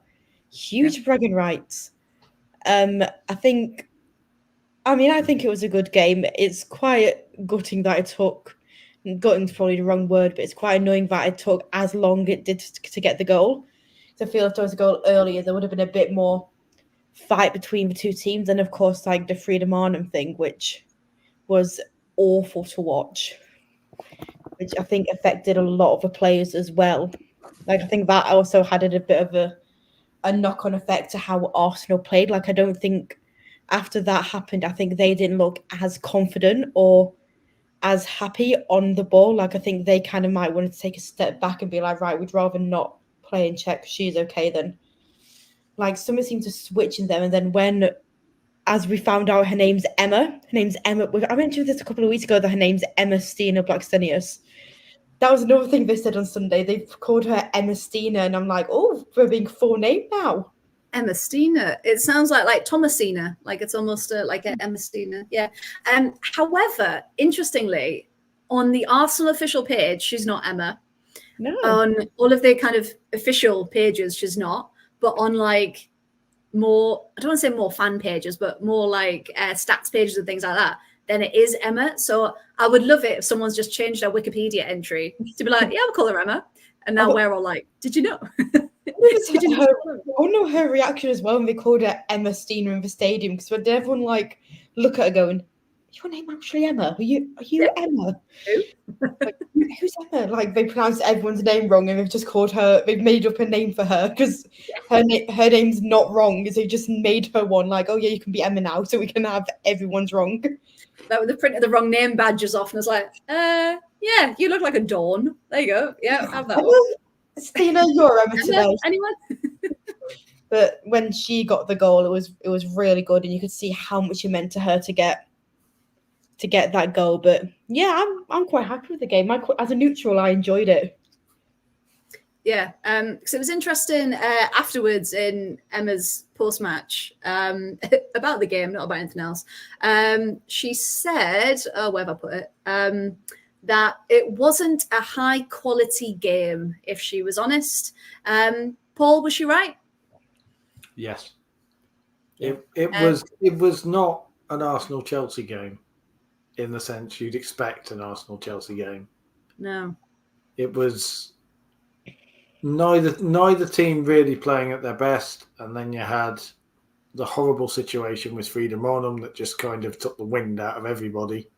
Yeah. That was horrible because just seeing that, like, it's interesting. A few years ago it would have been horrible enough, but now everyone remembers Christian Eriksen in the men's game, and whenever a player goes down, everyone's just like, "Oh no, we know how bad it can get." So, thankfully though, she was conscious, she was okay, and she's being monitored still. Absolutely. So I was just about to say, for context, she went down in the 95th minute. 95th. And obviously it happened off camera, didn't it? And I know a couple of us were talking in the chat, and we were like, okay, players stopped, Katie McCabe's just ran over, but we couldn't, thankfully, it wasn't on camera. We couldn't see what was happening. And then it was, okay, Leon Hudson-Mornham's gone down. You know, what is it? Could it be something like blood sugar levels have dropped because it's been such a high intensity game? Is it as well? We still don't know, do we, with this? But we do know she was stable. She was talking, and she's gone for further medical assessment, so she is okay. But yeah, for the people in the stadium, it was like eerily silent, and I think that's not worse because it's respectful, but it's not what you'd expect of a football ground, is it? So just the fact that it's that absence of noise. But the fact that the medical teams were on straight away was fantastic. Like there was hardly any pause in that. They were straight there. And then there was the question kind of going around of, well, after something like that's happened, that is so clearly traumatic, should the game still have gone on? But I think ultimately it was the right thing to do, because then Arsenal did ultimately get the chance to then get the win for Freya, didn't they? So kind of, as you said, Paul, like it kind of, we've seen in the men's game how ultimately, you know, nearly fatal it can be. And I think that's where everyone's kind of heads go, don't they? Because you don't expect that to happen off the ball. So yeah, so the fact that they updated as soon as they could that she was okay was phenomenal. Do we all think it was the right decision to keep playing? Yeah. To finish it off. Yeah. I'm assuming the players had some input in it. I doubt. Well, that's the thing. Are they consulted? Yeah. I doubt that in a situation like that, the players wouldn't be told, right, okay. Or maybe it was, you know, they waited, and then when news came from the dressing room, okay, she's conscious, she's talking, you know, it's scary, but she's getting the best possible care. Maybe then the Arsenal players are going, okay, we can play. You know, because we don't have to immediately worry. We know that she's getting the best possible care and she's okay. The thing that did really annoy me, though, like properly made me wince. Yeah. And again, it's a punditry thing. While they were talking about it, and I don't know what you think, Rosie, because she's a Chelsea fan as well and former Chelsea, but Farah Williams saying in the punditry, "Oh, this break will have benefited Chelsea." Like, Farah, seriously, Yeah. I just looked at it and went, how can you be, okay, there's punditry and okay, you've got to say something and okay, maybe you've been told she's okay. But something like that, you just don't say. The level of callousness to say that. You turn around and go, because when you do commentary and when we talk, if you're on there, imagine people listening and just saying, oh, well, actually, Chelsea will be better off by a player possibly passing out and nearly dying on the pitch. Like, it just puts some filter in for her.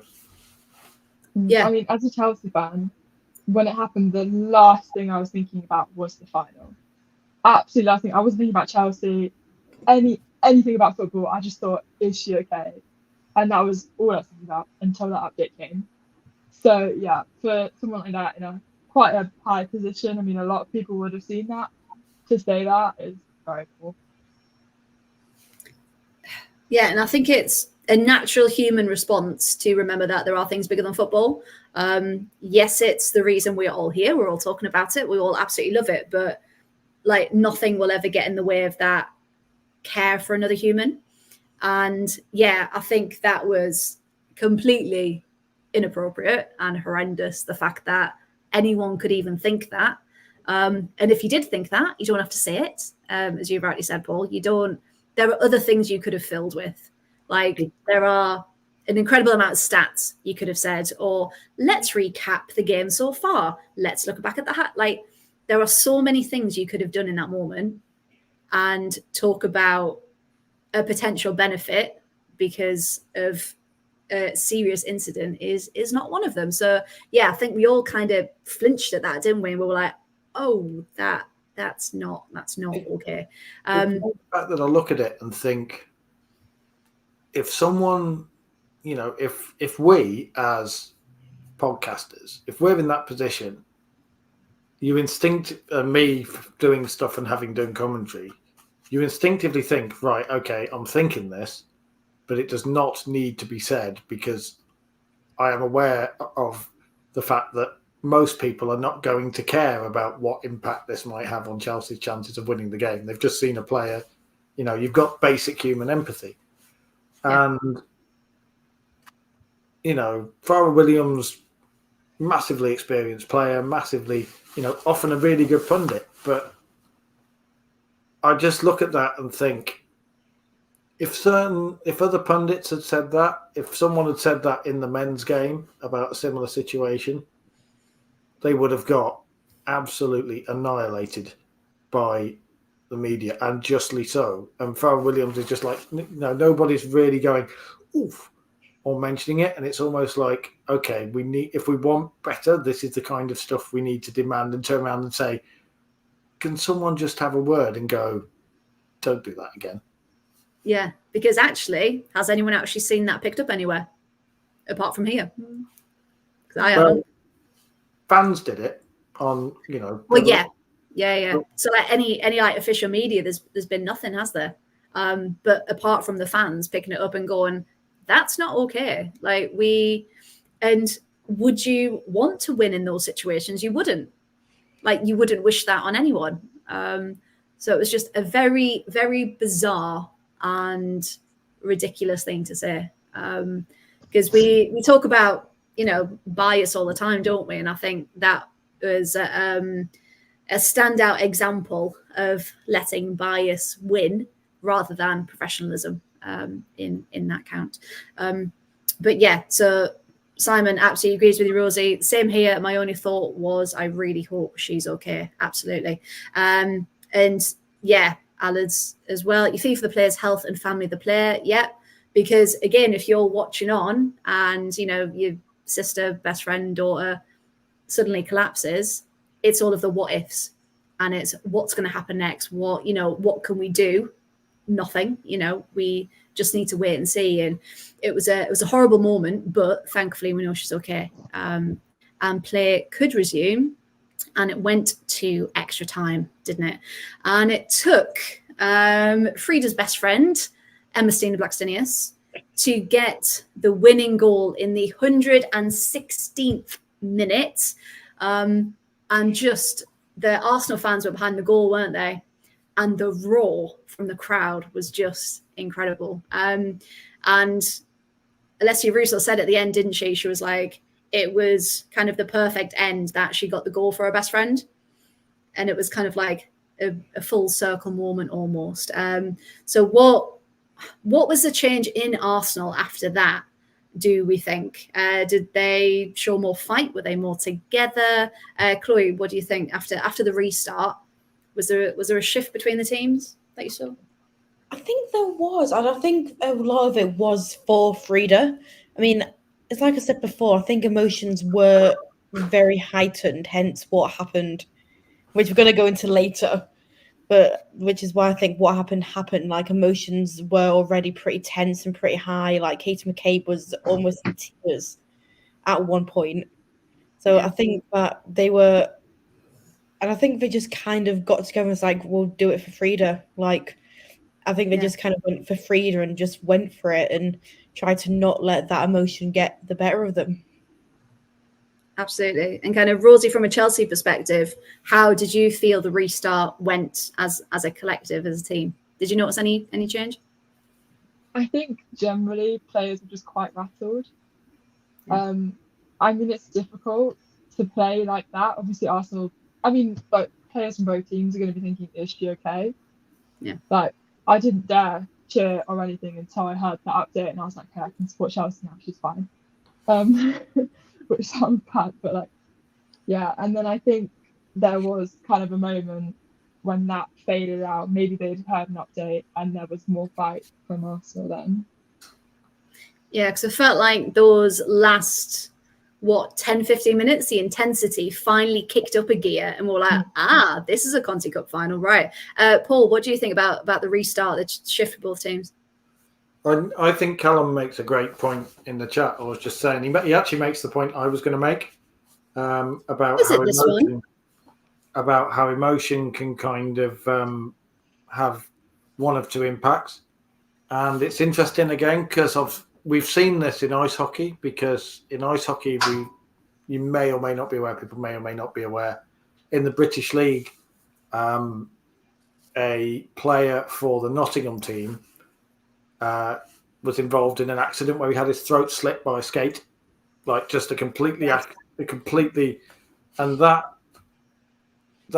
and unfortunately passed away because of it, because there was just nothing you can do when that happens, with the severity of the injury and the effect that had, not just on the two teams but the whole community. I went back on the ice a couple of days after that with my team, and everyone was just kind of like, that could have happened to anybody. 4 or 5 times a game I've been in a situation where the skates come up and I've gone like that. And it's interesting to see the reaction on the Nottingham team, because they've had to deal with horrific stuff, but every time they've won, you can see the emotion in there. And they're marking their fallen player and point, when they do it at home, they point to the marking and stuff. And I think that's what carried Arsenal through. I think you've got Chelsea going, how do we respond to this? We need to go and win this game, but at the same time, we don't know how to deal with this situation because it's so far out of anybody's experience. Whereas Arsenal are just like, right, we're winning this for Freda. Yeah. And it carried them to the win. Stina Blackstenius will probably say she wouldn't have made that ball in most games, but in that game she was moving it. Freda gave her a shove, that kind of thing. I love that. So I think it was just emotion that was the difference, and I think as a fan on the other side of it, I feel for you, Rosie, and the Chelsea fans actually, because as a fan of the other team in that situation, you're almost like, well, the universe doesn't want us to win now. Like, if we win after that, we're going to be the villains through no fault of our own, and almost you like can't, a tainted win kind of. you can't celebrate it. Yeah. Mm. I mean, if Chelsea had won, Rosie, how would you have felt good celebrating it? Do you think the Chelsea fans would have felt good celebrating it? If there wasn't an update, I think there was quite quickly an update that said she's conscious, she's stable. If we didn't have that, I think, it wouldn't have been brilliant. Like Maren Mielda did her ACL in the Conti Cup final when Chelsea won it, and it felt hollow. Like it was, we won, but this massive thing has happened that's just there. And I think maybe Arsenal felt a bit like that. But again, because they knew that she was fine, it was a bit better. But for that, the bit that we didn't know she was okay, it did feel hollow. Weird. Yeah, it's completely understandable, isn't it? Because you want both teams to have attacked it to the best of their ability, and then the best team to win on the day. So if anything does kind of get involved in that, it can be a bit, you don't quite know how to feel until it happens, do you? But unfortunately, that wasn't the only moment that took the media world by storm, was it? Now, it all came out afterwards that it was all about the number of balls that they wanted to play with, wasn't it? So it came out that Jonas Eidevall wanted a one-ball system and Emma Hayes wanted a multi-ball system. Now, this has to do with, and I did a bit of research, how to kind of control the pace of the game. So, of course, if you've got more balls, you can take throw-ins more quickly and it can be to your advantage. If you've just got the one ball, it slows it down. You can have a time to kind of regather, regroup, and take what you can from those moments essentially while you are waiting.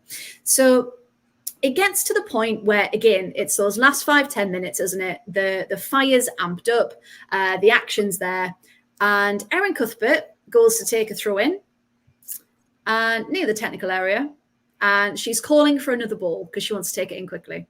And we all see Jonas Eidevall come forward. He's clearly irate about something. Now we know what it was about. And he's outside of his box, which naughty for that. And he's gesticulating wildly and he's going forward.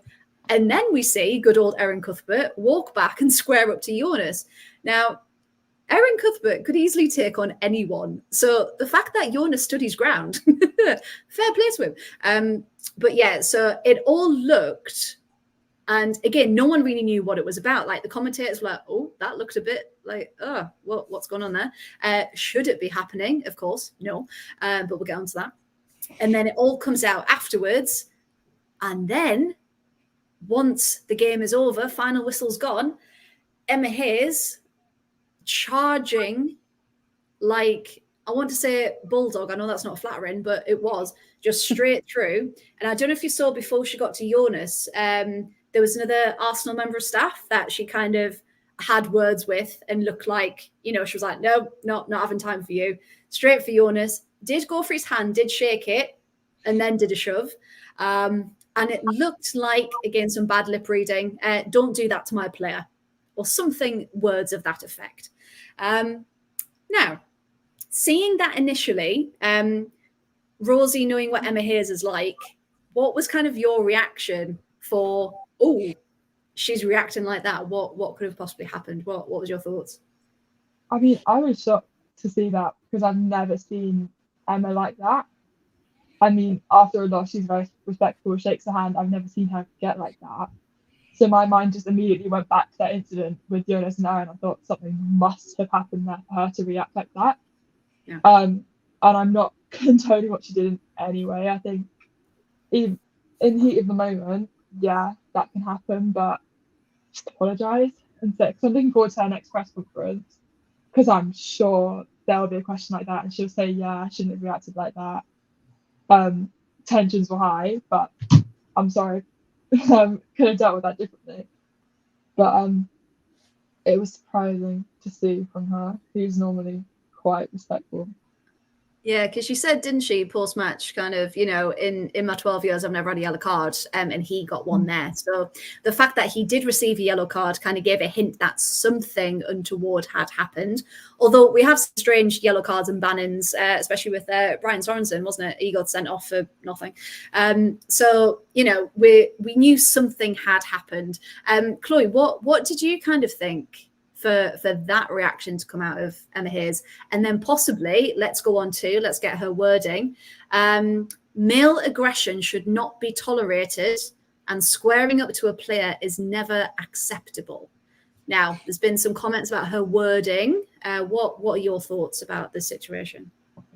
Again, I'm not condoning anything, but I do think it was very high tension. Like everyone was very high tension. And again, I don't know what's going on the touchline, but I don't think it looked hugely that aggressive. But again, I wasn't there. I don't know what's gone on. So, and I also think it was a little bit petty about balls. I can't lie. When that came out, it was like, really? I sent it to you, and I was like, "Is this what they were arguing about? Really? We're actually having a fight on the pitch about balls. Yep. Are we okay? Do we need help? Are we grown-ups here? Are we what? Yeah. It just seems a little bit petty having that bigger reaction to a ball. Yeah, because kind of, Paul, in all of your commentating career, have you known arguments like this to happen at all? And kind of what are your thoughts on this situation? No. I feel about this whole thing, I feel in a slightly trickier position as a bloke, because I think that the actual incident, if that happens in the men's game, everyone goes, "Oh, bit tasty," and forgets about it. Yeah. And I actually feel possibly slightly different to Rosie and Chloe, in the sense that I think Emma Hayes' post-match wording hasn't helped the situation. No. Because it's given every single slimy, misogynist, incel muppet an excuse to come out and give it the whole, "Oh, if that went the other way, imagine what would happen," blah, blah, blah, blah, blah, and all that. So that's been the argument, hasn't it? If he came out and said, "Oh, she's been an overly dramatic, over emotional woman," there would have been hell on. But it's her phrase of male aggression, isn't it? Which is sending the alarm bells. It's more the fact as well that, it's given an excuse to all the people who want to have a go at Emma Hayes and women in general, and she's got some absolutely vile comments from both men and women, actually, and the Arsenal fan base haven't really covered themselves in glory, to say the least, with some of the comments made about her. But you've had the likes of a certain ex-footballer, Joey Barton, come piling in. Ugh. You've had the whole... Any response to him, really? Sorry, Paul. Yeah. But I look at that clip, and it's weird as a bloke. The way Jonas Eidevall is behaving sends alarm bells to me. I look at it because he's got form for this. He's got form for, shall we say, confronting the opposition, because he's done it with Martha Thomas last season. Gareth Taylor has called him a bully as well. Yeah, there have been comments, haven't there, about past experiences. Yeah, and if you look at the clip, something.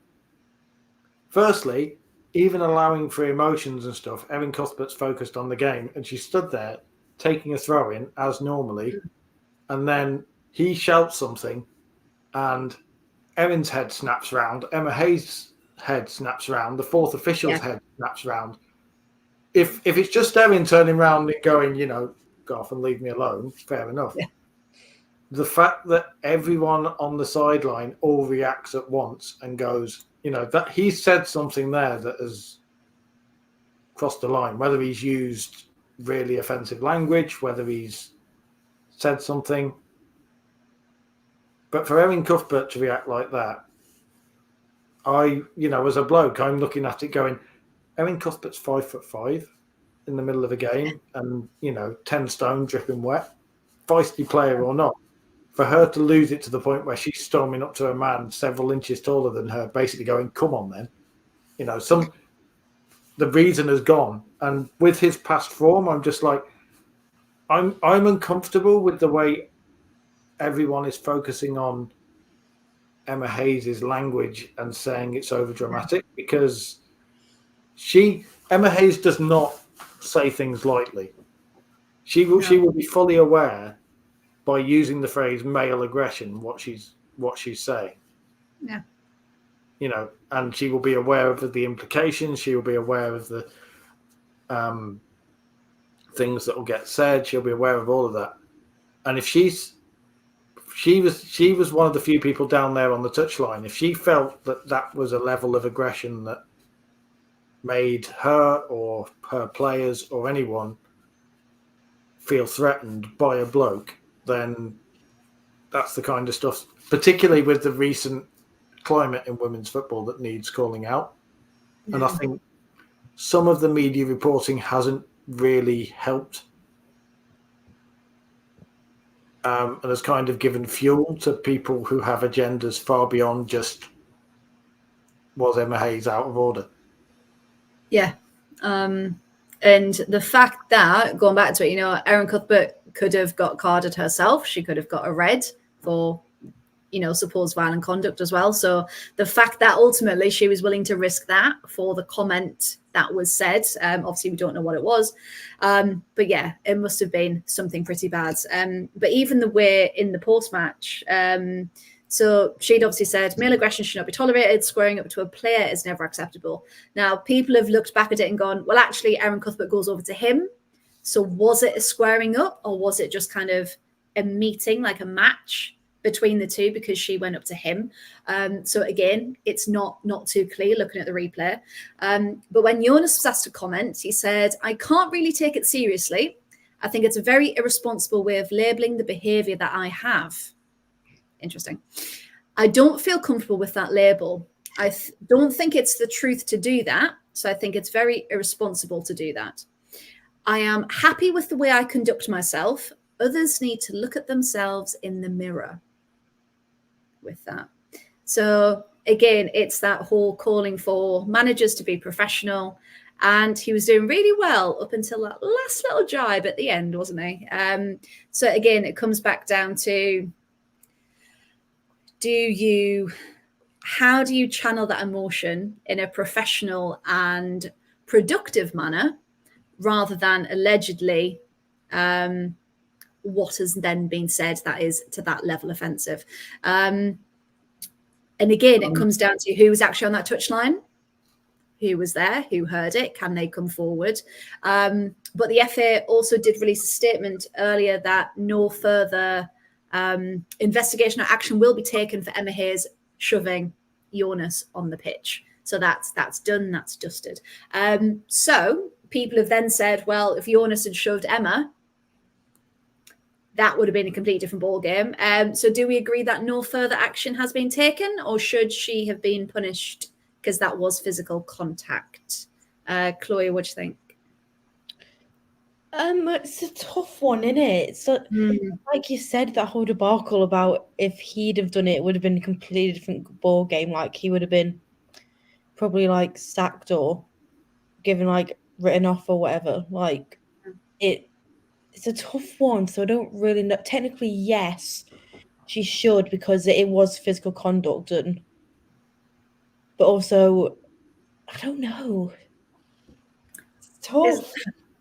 It's hard because if they've both agreed, if Jonas has just gone, I can't take it seriously, it wasn't to hurt us, it was just a,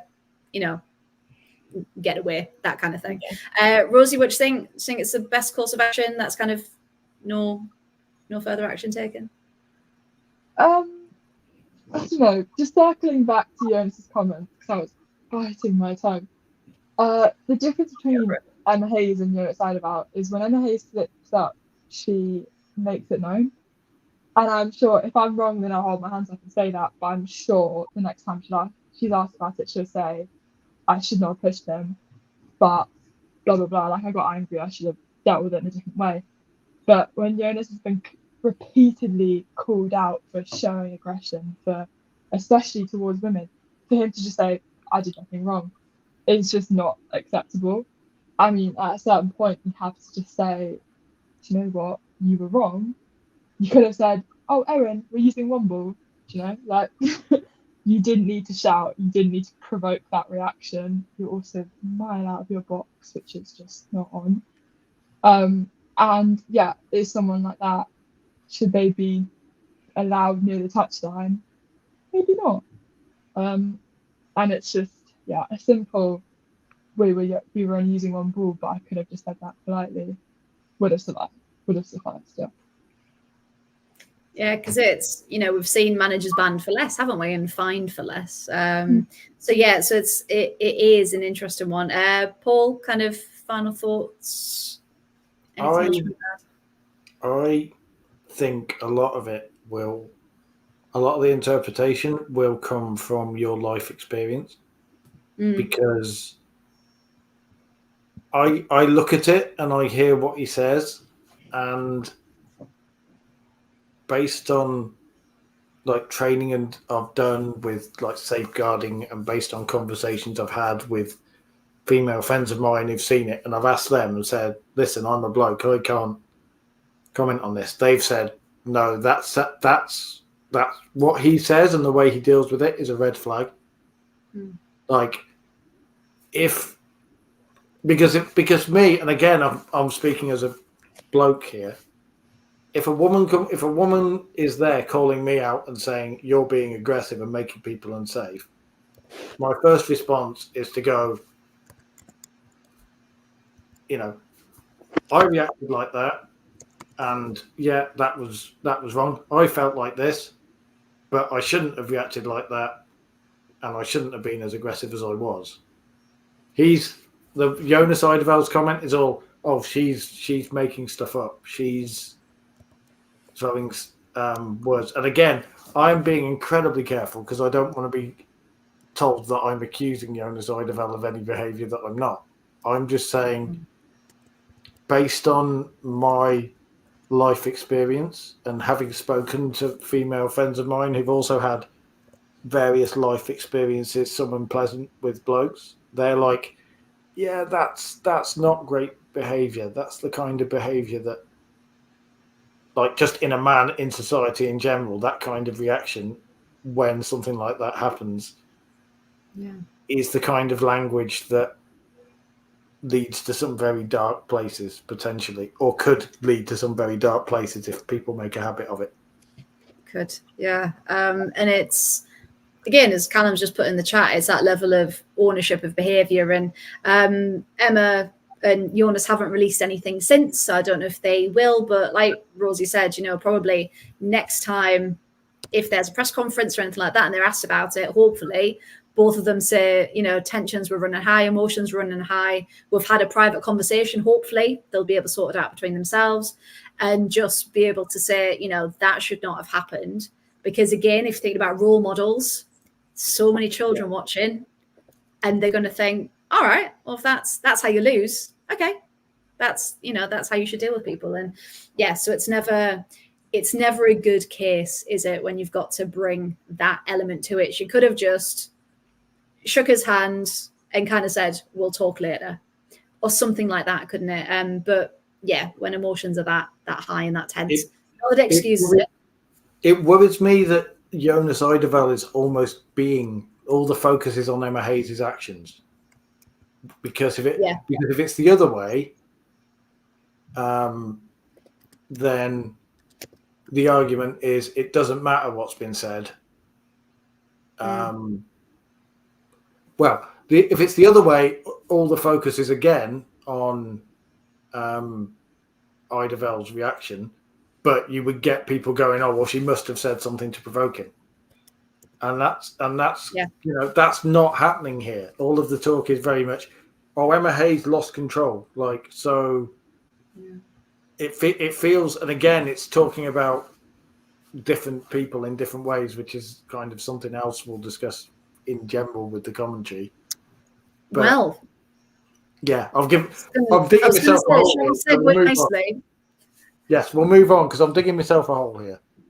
Yeah, we will segue nicely into, and we've talked about it for the last couple of weeks, probably since the pod began, to be fair, about bias within commentary, within reporting, that generally just focuses on mainly the top 4 teams. Not a lot is outside of that at all. Even if you look at top goal scorers, hardly anyone's talking about Elizabeth Turland. No one's talking about just anyone, of course, in the championship, like we've mentioned earlier. And also, what I thought was interesting in the Conti Cup. So obviously, Stina got the winning goal and was described as, it's not the cleanest, it's not the most precise, but it'll do. And you're like, what? The amount of things that have happened during this match, and that's what you can say, not Arsenal have broken the deadlock. They've just hit the back of the net. Yes, Stina Blackstenius. It was, but wasn't that good a goal, was it? And on the flip side, you get other players who get all of the glory, the praise every time they touch the ball. It's describing it as if they're going to score a worldie in the next 30 seconds and then almost disappointed when they don't. And it's, you can probably tell exactly which player I'm talking about, to be honest, with that reaction. And it's just completely biased. And I think what we can really talk about here as a platform is how unfair that is, because I think we really pride ourselves on being from so many different teams, so many different areas of the UK, and being able to represent a lot of different people that aren't necessarily, the pundits, the commentators. Most of them are from London. They're either Chelsea or Arsenal, or they've got allegiances, or they've played for them in the past. And it seems like every other team is like the little guy, and they're not bothered. So this is why we are here. We wanted to talk particularly about some bias in the media, and especially some racial bias that we've noticed, whether it's subconscious or not. And we do want to start this by saying we are very aware that we are a white panel talking about this, and we cannot experience this firsthand. But what we can do is say we've noticed it and it needs to change. And that's why we're talking about it. And we think it needs its moment because it has not been talked about enough. So there are a couple of things that we have noticed, and I have realized we've been talking nearly 2 hours. So I think maybe we can talk about a big point for today. And then, of course, we can keep going as we spot it, and we'll call it out as we do. And I know, Paul, you were quite... we really want to talk about this one, didn't you? So where would you like to start this evening as kind of a key point that we can start talking about? I think the big point is, I think that there is a difference, consciously or unconsciously, in the way white players and players of colour are talked about in women's football. And I think all the talk of diversity is all very well, but I think there's a lot of unconscious bias, and it concerns me as just a football fan. And I think the most obvious one is the way Lauren James is referred to, and the way her style of play is referred to, and indeed players like Hawa Sissoko compared to players like Katie McCabe. Yeah. Because Lauren James's language, the language used about Lauren James's tackles, is very negative often. To cite the Conti Cup, it's things like, oh, that was a bit Rachel Brown finish, or that was a bit of a wild one from Lauren James, or oh, she's that's the bad side of her play. She's aggressive. She's I was going to say aggressive is a key borderline. word. She's, all these kind of words that have a negative connotation. But exactly the same tackle for Katie McCabe is, she's committed, she's spirited. That there's memes about Katie McCabe putting in bad tackles. Yeah. And how she does it for fun, and how, it's like, it's just banter, it's this, it's that. But it's never that with LJ. It's never that with LJ. How was Hisoka of West Ham is another one in particular. And yes. I remember last season when there was the Stramash that Howard Sissoko had with Sarah Mailing, which you may well remember as a Villa fan. I remember that, yep. And I'm hoping you'll agree with me that the actual scrap itself was 6 of one, half a dozen of the other. Oh, yeah, they both should have got sent off. Yeah. They both, Sarah Mailing was not the shrinking violet who was attacked by the big bad West Ham defender at all. No. But the reporting of it afterwards and the way fans spoke about Howard Sissoko in general as this dirty player, this thug, this whatever. And she actually did an interview, and she's the sweetest, nicest person in the world. If you read the interview, it came out 6 months ago. And she was like, I don't know where all this comes from. I play, what am I supposed to do? Not tackle. Yeah, because she said herself, didn't she, that she felt like she was unfairly targeted. Yeah, and it even goes to reffing, because I think the stat came out the other day. Only 2 of the players of colour in the WSL are outside the top 30 in yellow cards. Yeah, I saw that. That's just disproportionate. That's disproportionate, and we could sit here for ages and probably go into. But honestly, as a white person, I'm not qualified enough to talk about what it's like to experience that. I can only say something's off here. Something is not right in the way this is talked about, and it seems to be a women's football problem that people just don't discuss. And basically my initial thing was, do you guys notice this as well?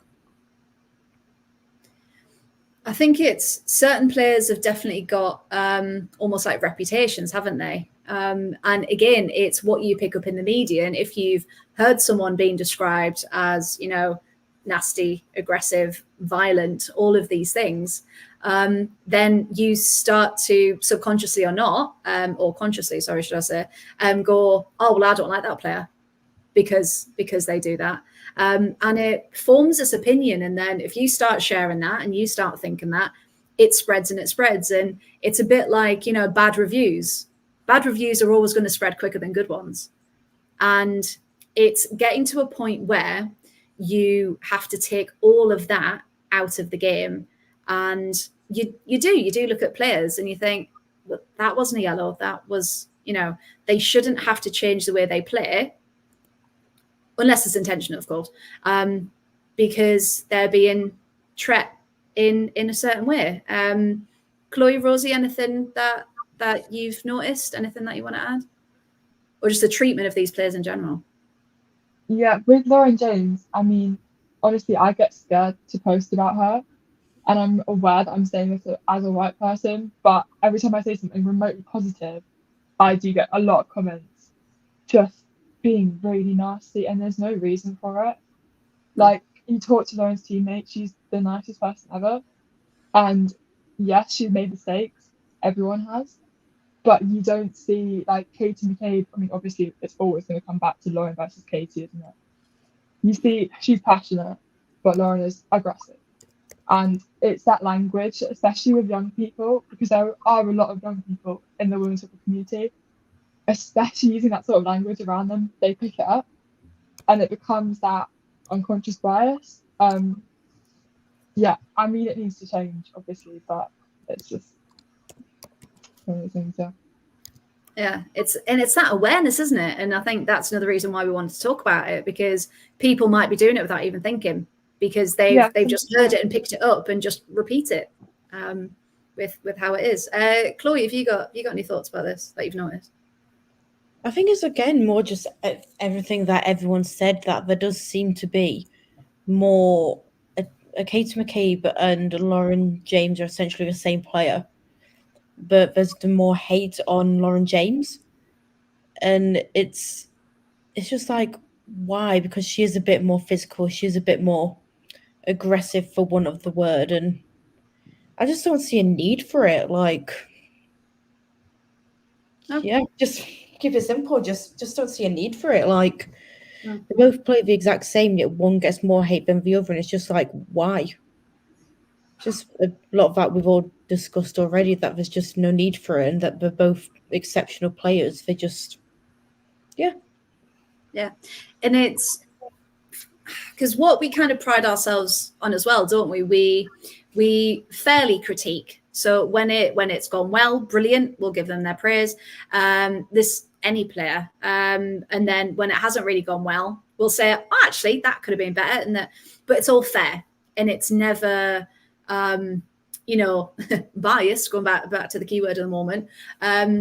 But we try and take our own personal fan bias out of it. And I think that's what's so hard, especially in the wider media, when you're listening to other podcasts. I know I shouldn't, but I do listen to other podcasts.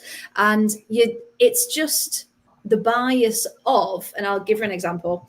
They were talking about the last weekend's matches, so when everyone was playing, all of the time was spent on United, City, Chelsea and Arsenal. And then it was one line about Villa, one line about Bristol, and like one, the rest of Villa wasn't even mentioned. And I know I was picking that up as, again, subconsciously as a Villa fan, but I just thought, but it was a good game. You could really unpack it. And even though it was against Arsenal, it was all Arsenal.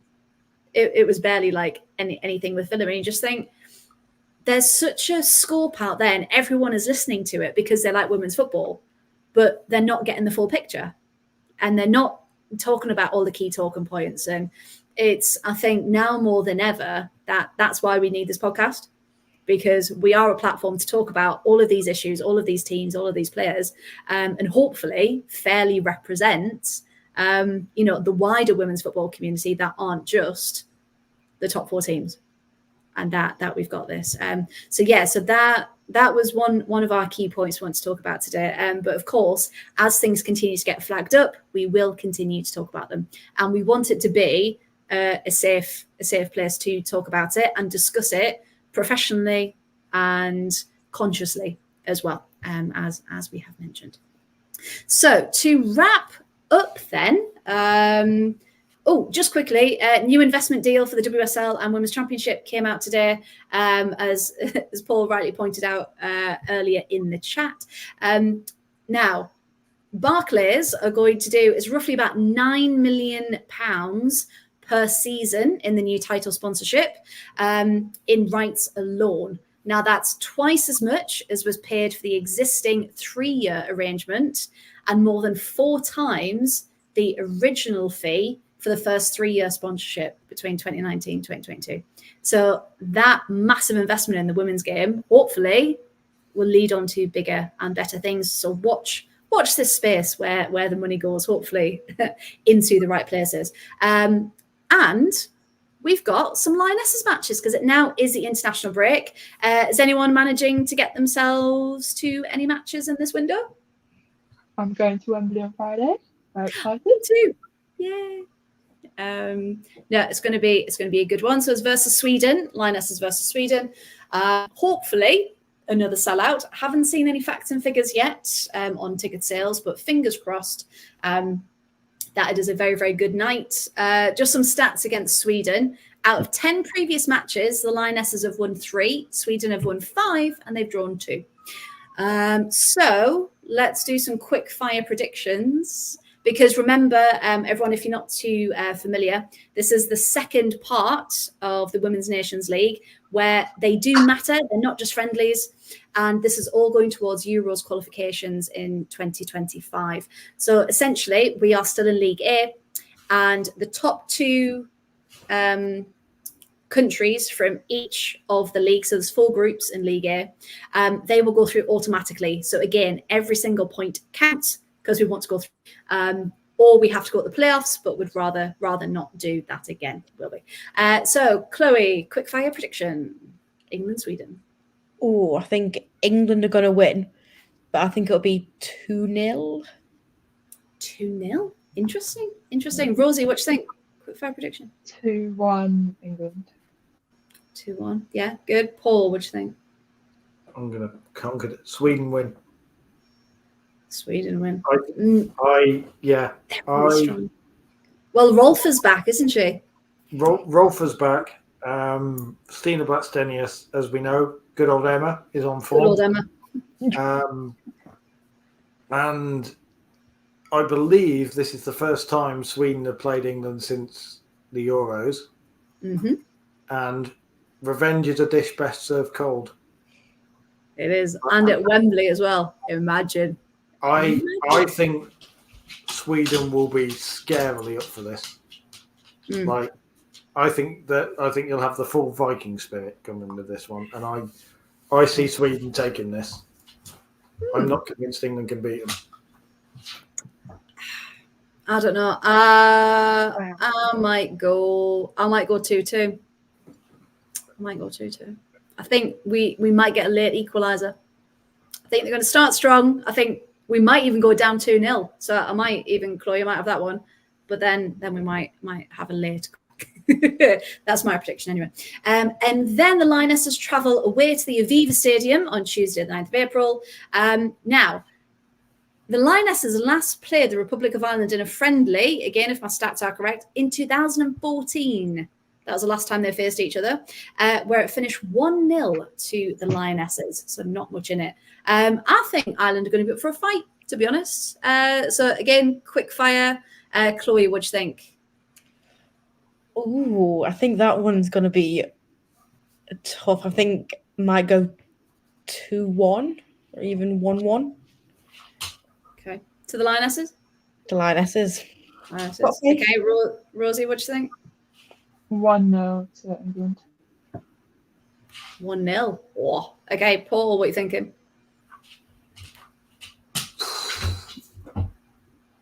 I would love to say a Lionesses win, but at Croke Park, Ireland at Croke Park, again, I think England are going to start their campaign with 2 losses, and I think we'll be sat here this time next week panicking. Okay. Or we won't be against sat here panicking, but the Lionesses FC people who haven't really have only watched since the Euros might be panicking a bit, because it will be the bit that shows the Lionesses are mortal, as it were. That was a very good point. I think we've had that bit already. I want the good bit now. I want it back. Yeah, want to get back to winning ways. Leah's back, so therefore back onto a winner. Yeah, I might go 3-1. I'm feeling positive. 3-1, I think, because I think if Serena brings Chloe Kelly on, she's going to be fuming that she's not starting for City. So I think she's going to be in there. I think she's going to have a bit of fire in her. And it's always a good game. I mean, it's going to be against the that atmosphere is going to be incredible. So if you are making the trip over to Ireland, safe travels. Don't drink too much Guinness, and hopefully bring back the win for us. And I believe that is us for the evening. So thank you very much, everyone in the chat. Thank you for sticking with us, because I know we've got through a lot of topics this evening. So if you'd like to follow more of us, we are literally absolutely everywhere. So especially on Twitter, we're very active at Absolute Ball Pod. YouTube, Absolute Football Podcast. Remember to like, share, subscribe, whatever you'd like to do to continue to follow us and get notifications. We are on Twitch as well, / Absolute Football Podcast. TikTok, Absolute Football Pod. Instagram, Absolute Football Podcast with an _ and same for Threads. And on Facebook, the Absolute Football Podcast as well. And remember, it's not just us, it's the Premier League show and the Lower League show as well on Mondays and Thursdays, but you can catch us every Wednesday. Now, thank you very much to the lovely team for joining me this evening. Couldn't have done it without you. Chloe, if people would like to see more of you, where can they find you? So I am on Twitter, Instagram, and TikTok at ChloeBear529. I still love your username. It's great. And Rosie, thank you very much. If people want to find you, where can they? I'm Rosie Dawson 144 on Twitter. I'm Rosie Dawson.14 on Instagram and TikTok. Perfect. Paul, where can people find you? Only on Twitter. That's hide. There we go. Always get that wrong. At Paul W Radio. I have got an Instagram, but it's mostly pictures of me with a dog who just made an appearance and playing ice hockey. So nobody wants to see that one. I might reveal that in the future if I'm comfortable, because that's me coming out of mosh pits. Brilliant. Hey, there's no better feeling than breathing again after being in the mosh pit. And if anyone would like to see me and more of my musings, I'm at Freya T Writes. Or if you'd like more Villa-themed football things, then you can follow me and Lindsay at the Hall 115 Yards as well. Across all social media, come and find us. So thank you very much for being part of the discussion this evening. Hopefully you liked it, and hopefully we will see you again next Wednesday. So thank you very much. Good evening and goodbye.